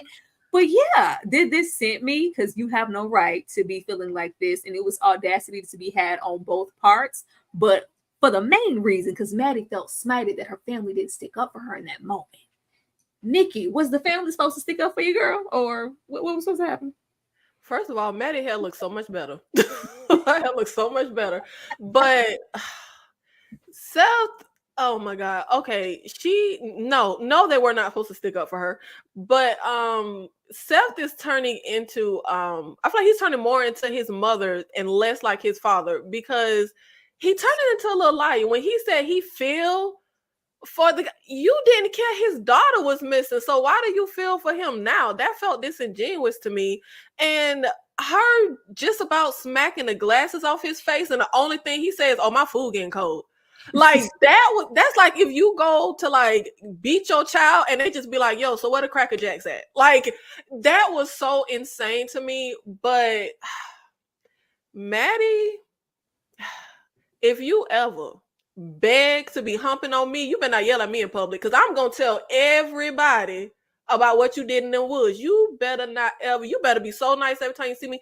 But when I first said I think it's something that the Durst guy and maybe his dad or somebody did to Maddie, I'm starting to think it's not something traumatic that happened to Maddie. I'm starting to think she did something to someone as opposed to something being done to her. It's just weird to me that even with that scene we saw, every time we see this Durst guy, he's seething at Maddie. Like his facial expressions before she gets her name in the paper with his daughter, the funeral, every time we would see him, when he looks at Maddie, it's like he wants to set her on fire with his eyes. Like, I just feel like we might be looking at it wrong, or maybe not we. Maybe I was the only one who thought that him and his dad did something to her. But I'm starting to feel like, because he says when he's talking to her, you always wanted your name in print. You always had like this ambition. So it made me think, what did she do back then to make him feel like, oh, this fits her character and she would do anything to see her name in print. I'm starting to think she must have been the one that did something to him or his family or somebody. It could have been. I had said in this scene, like, if she wasn't assaulted, I was like, please, Maddie, don't beat it. Because, you know, Maddie being a little fresh at times, being a little fluid, and, you know, we just wanting to have a good time. Did you sleep with this man's father? Please don't tell me you slept with this man's father. We still don't know who Seth's father is, but that would make me feel some type of way if you slept with my father. I don't know what happened, but that's the mystery that I'm counting on now that I feel like there's no way that could be Cleo. What I'm left with is wanting to know Maddie's history and why she is the way she is and why this man is so mad. And I completely understood Seth saying that he sympathized with Seth, not so much the Tessie situation, because, you know, he didn't give a damn about that, because why we got to bury him the same day. But just as another person who has a problem with my mother and is disgruntled, I sympathize with him because I don't like your ass either. D? Yeah, I'm a little worried about Seth as well, because clearly his experiences, just from his awareness, and who knows how long that's been, like, his awareness, who knows how long that's been going on. But I feel like already something, I don't want to say this because I don't want this to be the case, but I'm worried that things might be tipping into like the makings of a potential sociopath, because it's just like the way he is I don't know, like I'm hoping this isn't a situation where we have some and it may not be that serious, but I'm hoping there are no like Stefan parallels here, and that like this whole relationship with the mom isn't, you know, indicative of a deeper issue or another issue that's developing as we go on. Because yes, he's becoming, I don't know, the energy is getting a little sinister to me. But I understand him being over his mother, but I'm hoping it just stays there. I was cracking up at Maddie pulling up to Juanita's bump and curl to get her hair done. Like I was not really prepared for that. But it was funny because again, we see her life and Cleo's lives like crossing paths without actually, you know, physically them actually seeing each other. So I thought that was interesting as well. And I agree with Durst or Alan. The whole thing with him, I need more. And there's a lot, of course, where we're going to discover as far as the mystery, but that has been the one that has just been, you know, gnawing at me so much. I'm just like, what is it we don't know? And I'm like, how much of this, you know, hubris you have, how much of that is justified versus you being, you know, like having this sense of arrogance or this sense of dominance or this sense of aggression because of, you know, like whatever else. I want to know. I really do. Okay. Yeah, it has to be something that happened between them, because although he did lose a child, the anger that he displayed before her, like that's like old and new. Like he just like really laid into her, like, I don't want to see you. You need to get, like, I don't even want you in my face. I don't want to hear your name.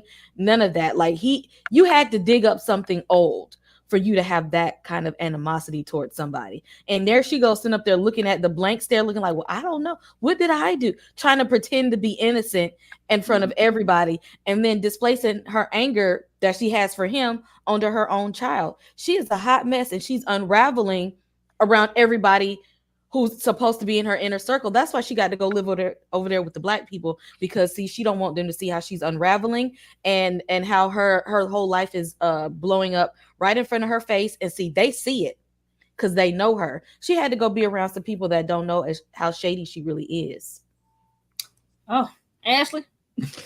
Cleo said it now, and I'm gonna listen to my good sis, because she said this back when she had some sense in her narration. She said, Maddie, you want to tell everybody's story but your own. My thing is, if this predator comes up to me, and I don't care if it's at Hanukkah service, I don't care if it's at Tessie's memoriam, whatever, you would never speak to me like this unless there's something else going on behind the surface, right? So here's the thing I also, guys, want you to remember. Back, I believe in episode 1, we see a flashback of Maddie, right? And she and who, it seems like it's Alan. They're cleaning up some sort of blood.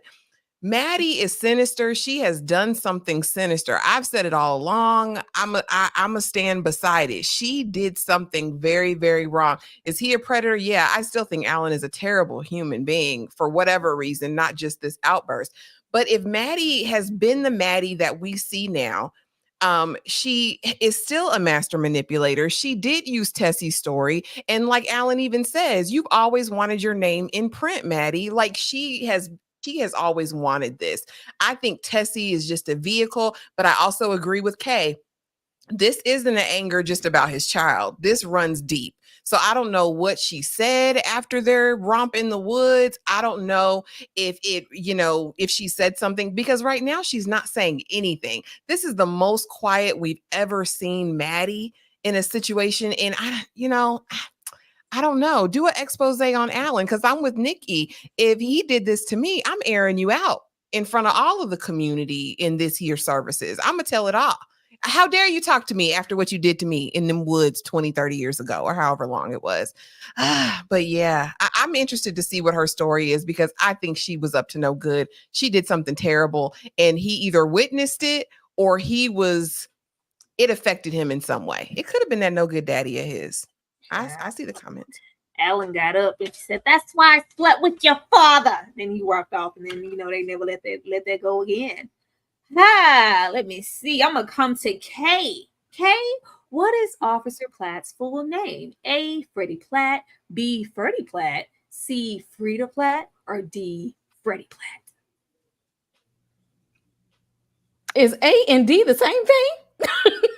I need an answer, Kay.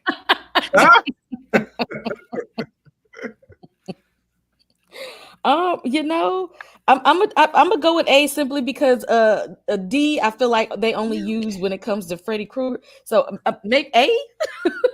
I can always count on Kay to get it wrong. I even put that man's name all the way back here, just so y'all could see it. That is his name, because I thought it was such a peculiar name. I've never really heard Ferdy for somebody's name, and they made it a point to say his name a lot in this episode. He wasn't just Platt or Officer Platt; he was Ferdy in this episode. But no, Kay, it is B. Ferdy. Look, that's what happened when you watch stuff at 1 o'clock in the morning. It's all right, Kay. Everybody gets one. Everybody gets one. You did that on purpose. Everybody's gotten a question. And I'm putting the easiest questions, Kay. Where did Stefan get a lighter? Delusional, unhinged, and a disregard for human life, capable of this but not killing Tessie.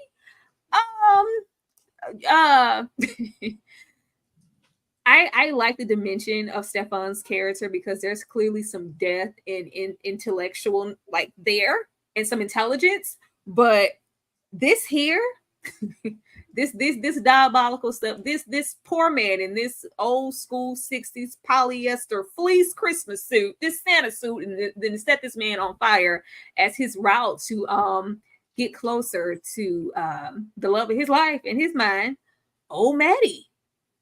Actually, I'm gonna come to you, because you and Nikki, y'all be riding for old Stefan here. We could do this, but he didn't kill Tessie. You don't think he didn't kill? I don't think he unalived that baby. I do not think he did it. Free him, and he freed himself, because at the end of the day, check these people. Listen, check these people. You got him in this insane asylum. You need to be checking them books. You need to be checking to see what he's got in his hands. Why does he have a lighter? I mean, he got good sense. He lit him up and walked out the door. He said, he actually looked back to survey the bedlam and chaos that he caused, stuck his foot out, took his time, and walked out, and ended up in Maddie's apartment. Listen, you play stupid games, you win dumb prizes. It's just not attempted murder. Sorry to this man. He did what he had to do to get out. I'm not and have the conversation that needed to be had. It's an insane asylum. He's unhinged. I never said he's not unhinged. He's burning Maddie's picture right there. But I think it's too on the nose for him to be the actual unaliver of Tessie. I don't think he did it. I don't. He did this man, so he's gonna be, locked up or gas chambered or whatever. But I don't think he took out Tessie. I don't. So if he didn't take out Tessie, I would love to know who you think did take out Tessie. Oh my goodness. It could be that weird detective. It could have been Reggie. It could have been somebody we know. It could be somebody we haven't even met yet. Just a gross predator in the area. But for whatever reason, I just don't feel like Stefan did it. I don't. I didn't either until he started setting folks on fire. Nikki, you be riding for Stefan too. What's happening here? I think there's a method to the madness. I think, look where they are. This person he lit on fire probably be abusing them people in there, abusing his power. And I'm riding with Stefan. He is illuminating. I'm so obsessed with him. When they was dragging him out of that water after he baptized himself, that was a glorious scene. That scene was so amazing.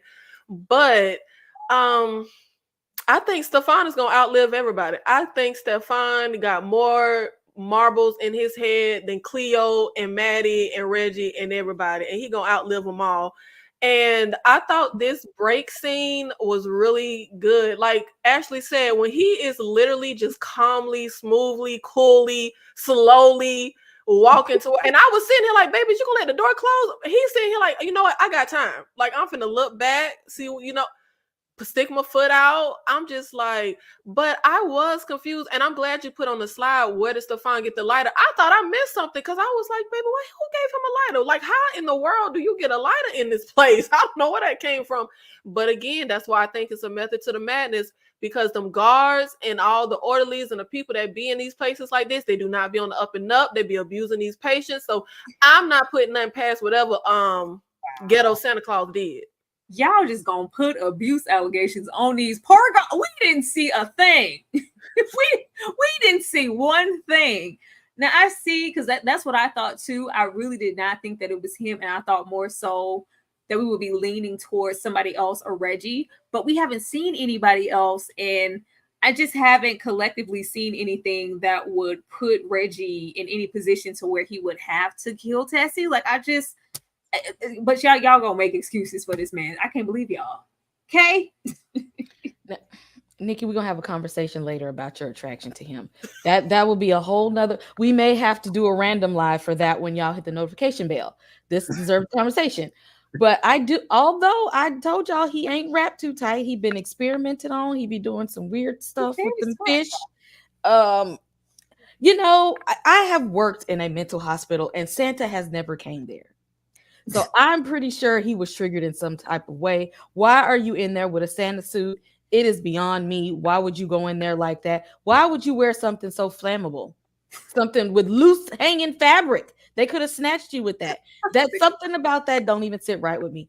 I believe that he's a little demented, but does he give like serial killer, snatch up children and how can y'all do this? Okay, it's different types of crazy. Okay, it's different types of crazy. Absolutely not. With what we get here and the way he came at Maddie in that apartment, we're gonna say he's not capable of killing a child.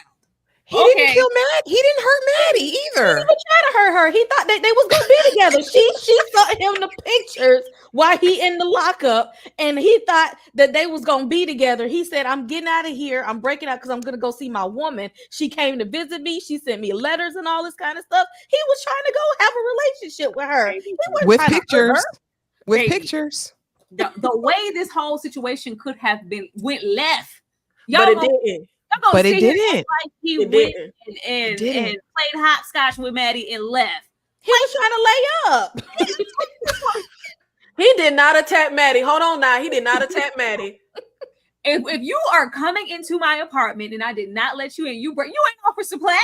You broke in here, even though the window was probably open. You broke in here You came at me, Maddie, all on the floor, scared for her life. Maddie, first of all, put herself in this situation, but that makes no excuse as for him being in here and pursuing her the way that he did. I didn't know what he was going to do to Maddie. Then he was trying to come lay up. That's what he was trying to do. He didn't come there to attack her. He said, my girlfriend came to visit me. She brought me pictures. She came to, ain't nobody even came into my mom. Mama ain't even came in here to talk to me. And she did. So what I'm going to do is I'm going to come on out of here and me and her can be together. Because we locked in. He thought they was locked in. She listened to my story. Don't nobody listen to me but them fish. And the first human that listened to him, he had to go and seek out. He thought he had a little girlfriend. And so y'all mad at him for wanting love? Getting into the conversation there where they're speaking on forgiveness and say, you know, do you want forgiveness, Maddie? Matter of fact, do you forgive me? All of that little banter in there. And also him calling her out in the beginning. Him, making this out to be more than what it was, or going this far to break out and go meet the lights of Maddie. I understand that, but you can't put all of this stuff in my face and tell me that, this innocent, poor young creature. Hell no. D. So I am falling somewhere in the middle on this because, I don't necessarily want to put Stefan in anyone's electric chair. But I also do not have any personal affinity for his drawers. You know what I'm saying? So as other folks on the panel might. But I do think there is more to his character and more to what he knows in relation to Tessie now. And the thing is, there are levels to madness and insanity. I'm not saying that the potential to do something like that, if you can kind of flinch and not burn people up. But I do think it is possible to want to do harm to one type of person and that not necessarily extend to children. And I think that there is a connection involving him, and it's just a matter of what that involvement is. I don't think it's as far as him being the one to actively do something to Tessie, but I do think either in a secondhand manner or indirectly, he has an involvement with the Tessie situation. It's just not as direct as that. Child, all right. These weren't the answers I was expecting. There's no Stefan gives me, he's been through some stuff and somebody didn't care about his innocence, and maybe possibly he couldn't have cared about Tessie's if it did go that route.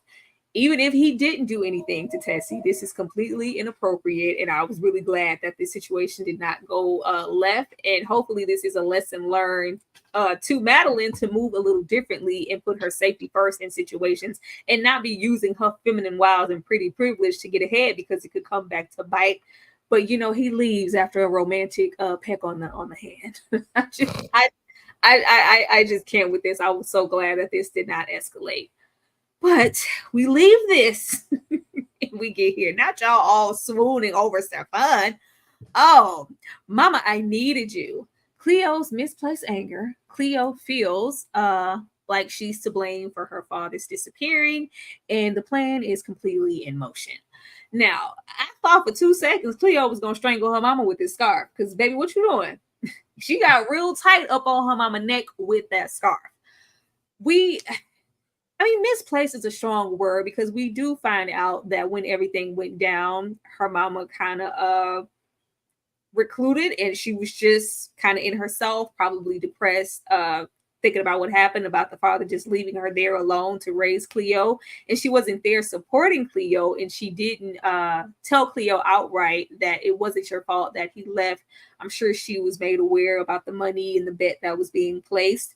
But yeah, Cleo is very tortured and hurt, and I want some happiness for Cleo. I really do. But back up off your mama neck with that scarf. I'm still here. I still love you, and I stayed. Like, girl, dang, get off my neck. Ashley, did you think she was gonna strangle her mama? Just a little bit, just real quick. A little bit.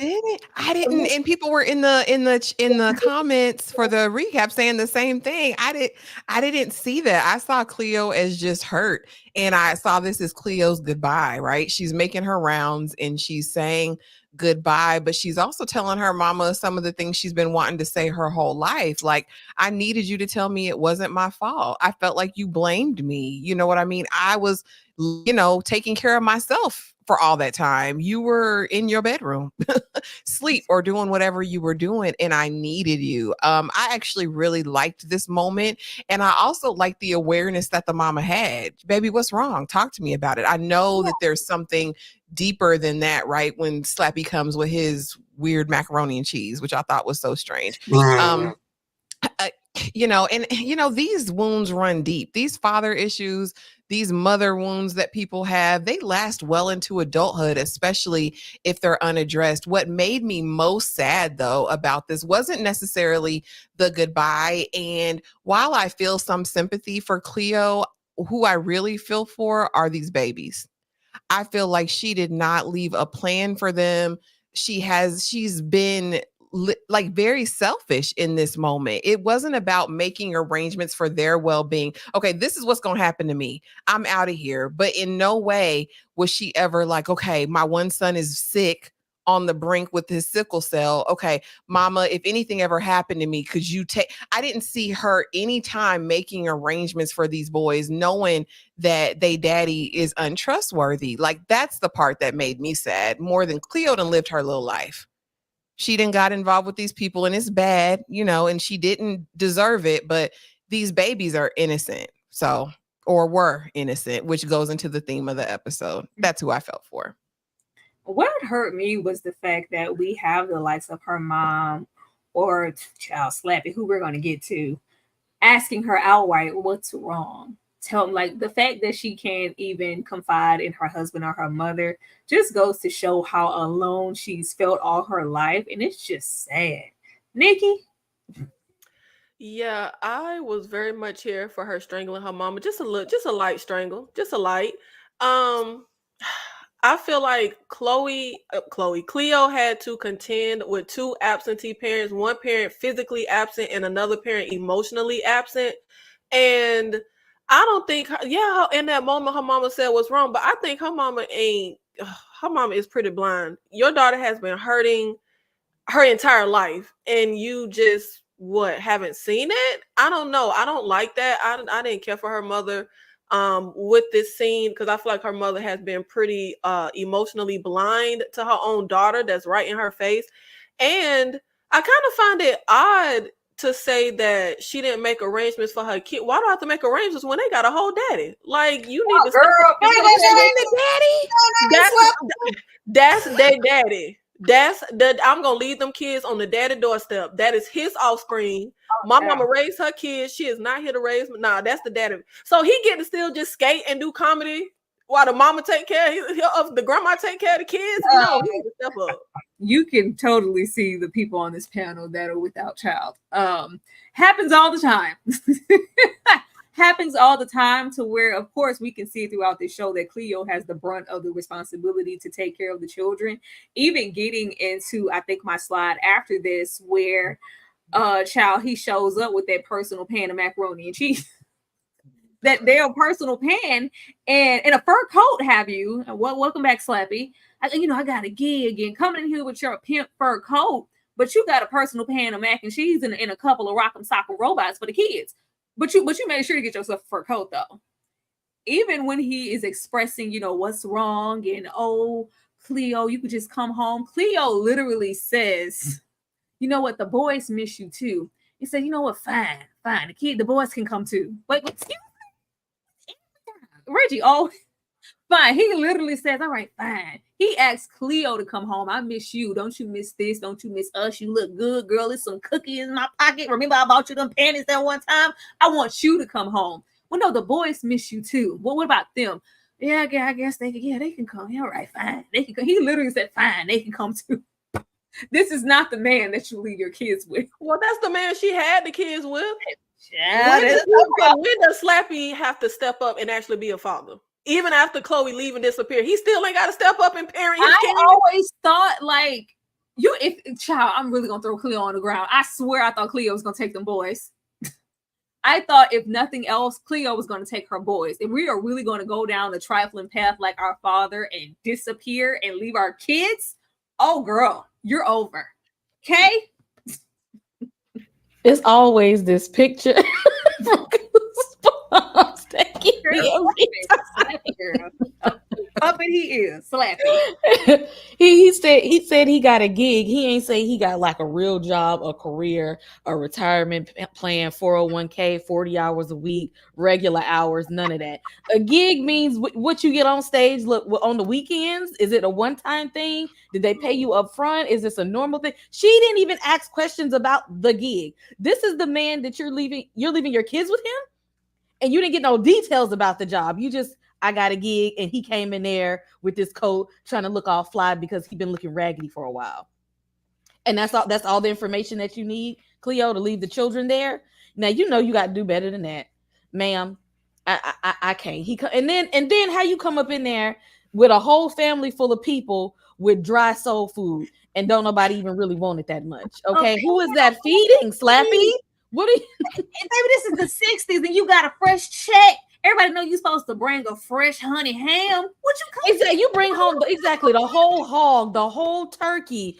He is so immature. So, you know what, Slappy? That picture is actually, I would trust the Slappy dummy over him at this point.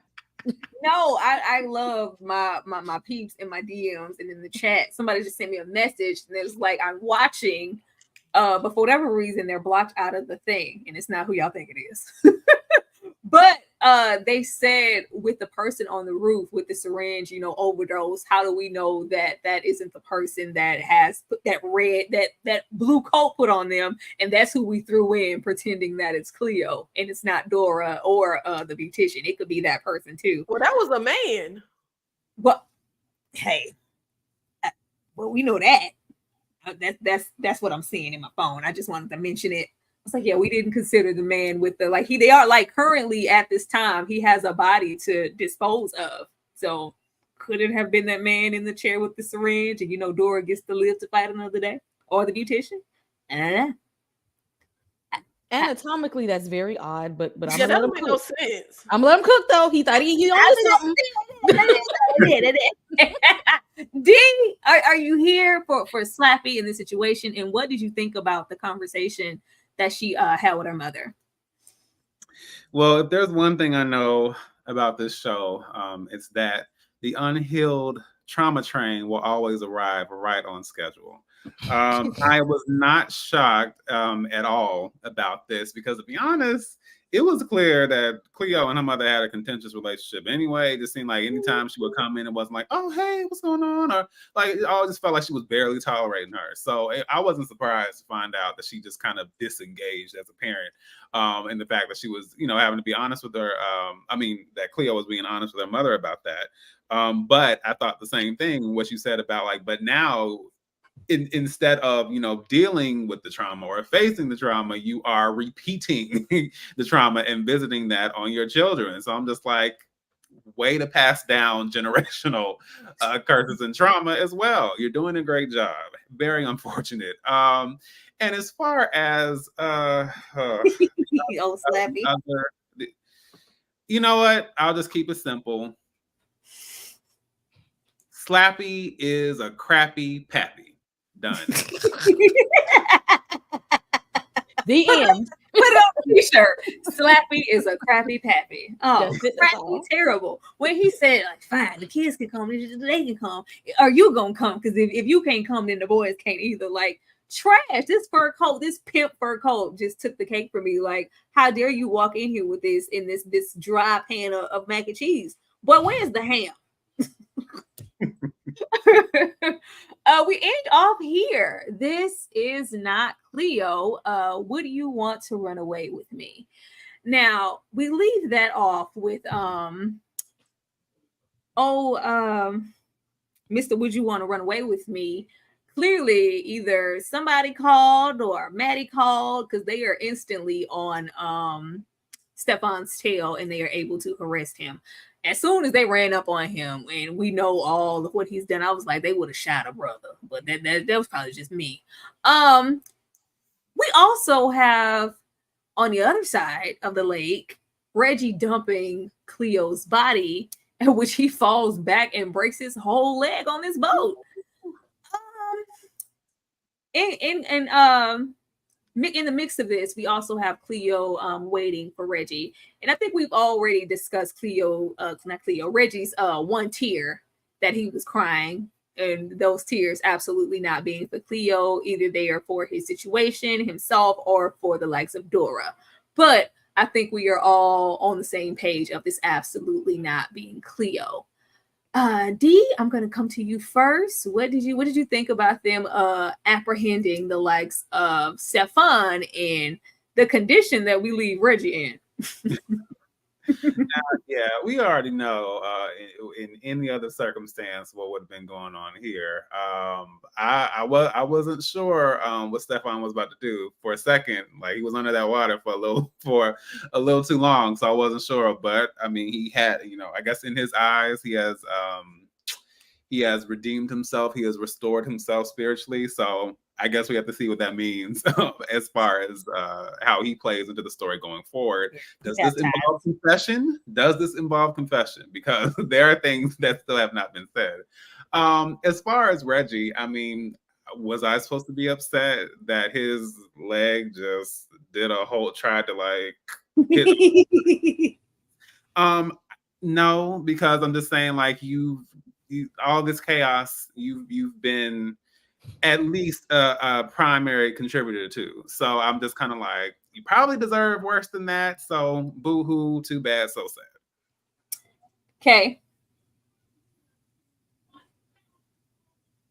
Listen, that was my favorite part of the whole show, with him laying in that boat. Because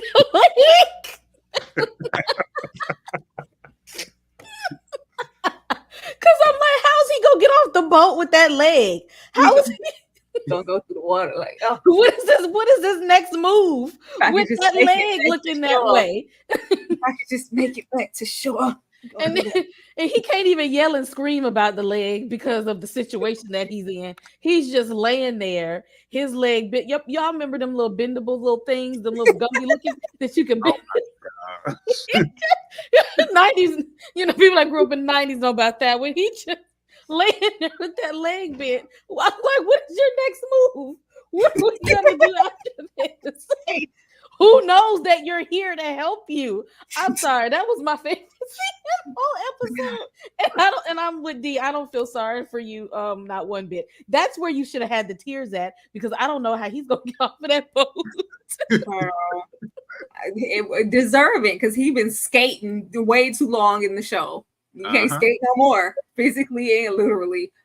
Nikki, seeing Reggie in that boat, it really reminded me of David Allen Greer in Tales from the Hood when that little boy took that piece of paper and bit his leg.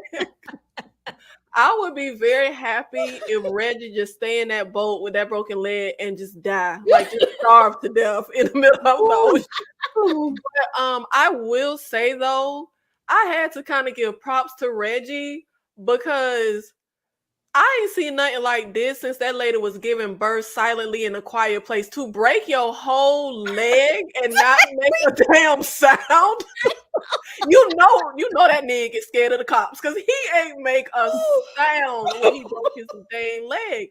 But I will also say, when it comes to him putting this body in the lake, and that there's some kind of head scarf or bonnet or something, the hair is covered up, we can barely see the face. I do feel like Cleo was already headed out of town.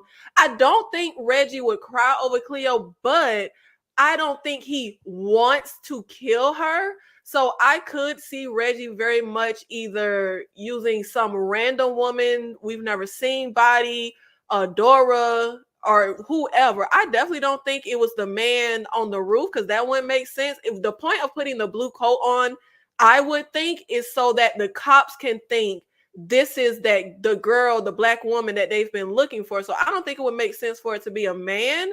But I also want to acknowledge Kay in the comments saying that Reggie had a fake Denzel and Glory moment when he dropped that one tear. Oh my! So we got that picture in the corner with it. Wow. Maybe. Hey, Ashley? Yeah.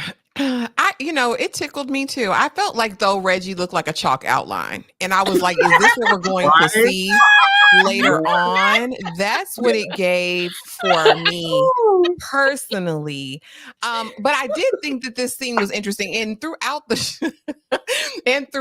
show, this episode, we saw a lot of moments where you notice audibly how the tempo changed drastically. And this was one of those moments when we saw Stefan running through the woods. It was such a juxtaposition to like blackness and whiteness. And it almost made me think of runaway slaves, right? So when he gets there and talking about the slavery of sin and oppression, and this is his new life after being baptized, I do want to know more about Stefan's story. I still don't think he's guilty though. But as far as it not being Cleo, it's not her. I don't know if he found somebody on the street. I'm inclined to think it's Dora. He found Dora OD'd, right? Because Cleo said that she wasn't going to go with her. Dora felt like she had no way out. This was the end of her rope. And so he's mourning Dora in this moment and like, okay, I'm going to help Cleo get out. But I definitely don't believe that is Cleo that he's dumping. And just to kind of go back just a tad bit, I wouldn't trust Slappy with a gerbil, with a goldfish. I don't care if he made them kids with her. Ain't no way.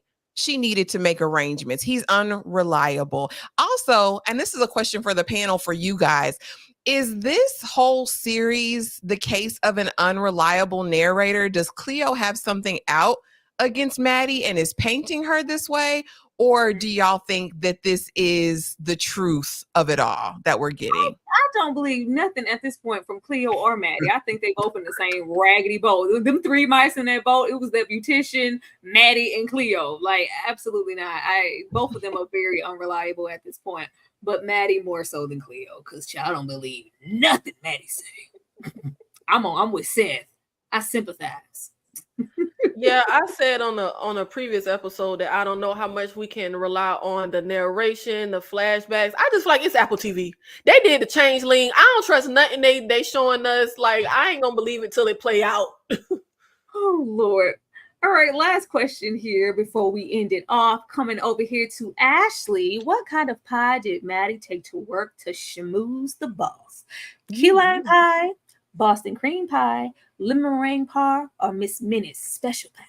Girl, now listen here. You would give me the question that I don't have no clue about. But just based on the way you impersonate Maddie in that accent, I'm going to say Boston cream pie. B, but I don't know. So you think it was Boston? It was Boston cream pie. It was not. It was C, lemon meringue. Oh.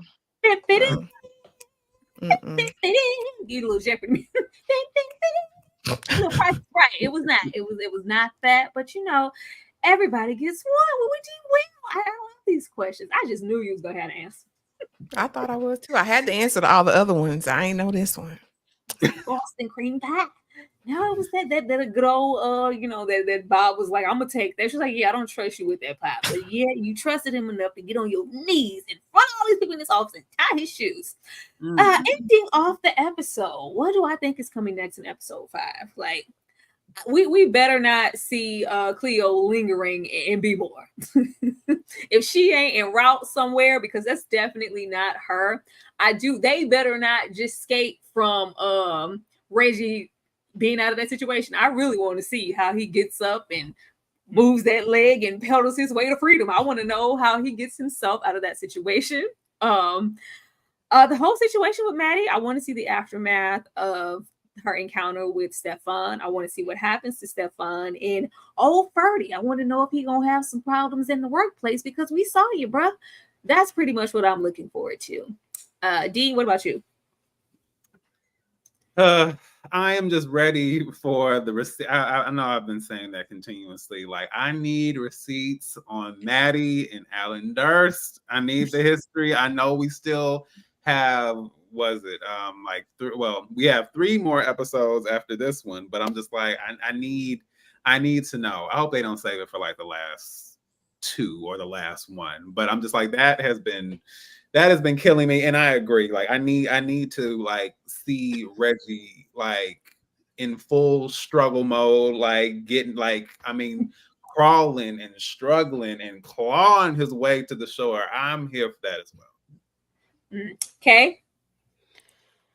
You know what? I don't even want to guess. I'm just gonna go to the book because see, they about to get on my nerves, and I need to know. I need this Platt relationship to be over. I need to know. I need to know what's gonna happen with him. I need to know how Reggie gonna get off this boat. I'm just gonna have to go to the book on this one. Oh wow, Kate is impatient. Nikki. Very.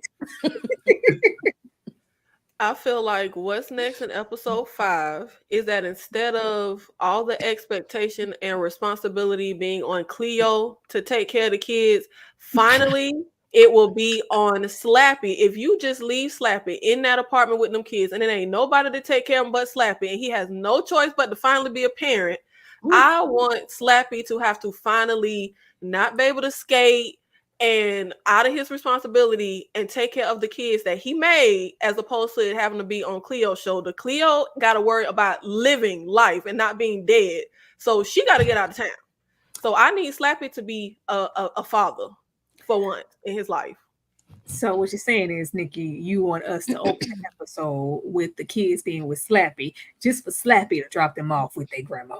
I know grandma ain't gonna be there. It will be no choice but for I want Slappy to have no choice but to take care of them kids. Oh, Ashley. Never gonna have. He gonna drop them kids. I said it in the chat. He gonna drop them kids off. Watch. I can't do this. It's too much for me. I'm following my dream. I'm living my truth. I gotta follow my dream. Oh, mama, it ain't like her to act like this. No, until she come back, I'm gonna leave the kids with you. I gotta give. See you later.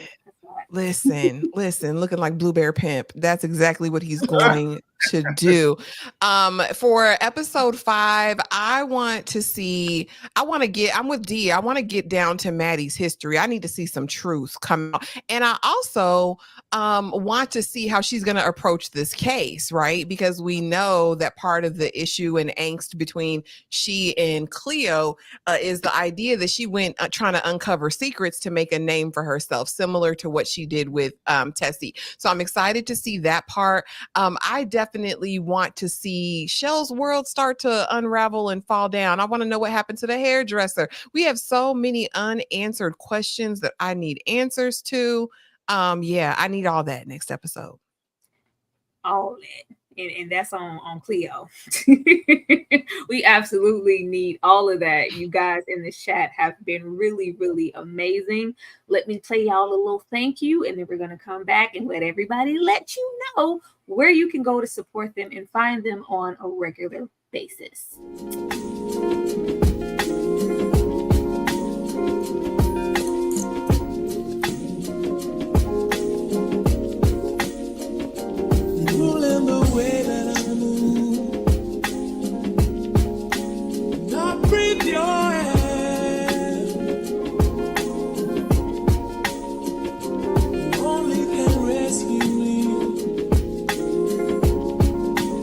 This is my prayer.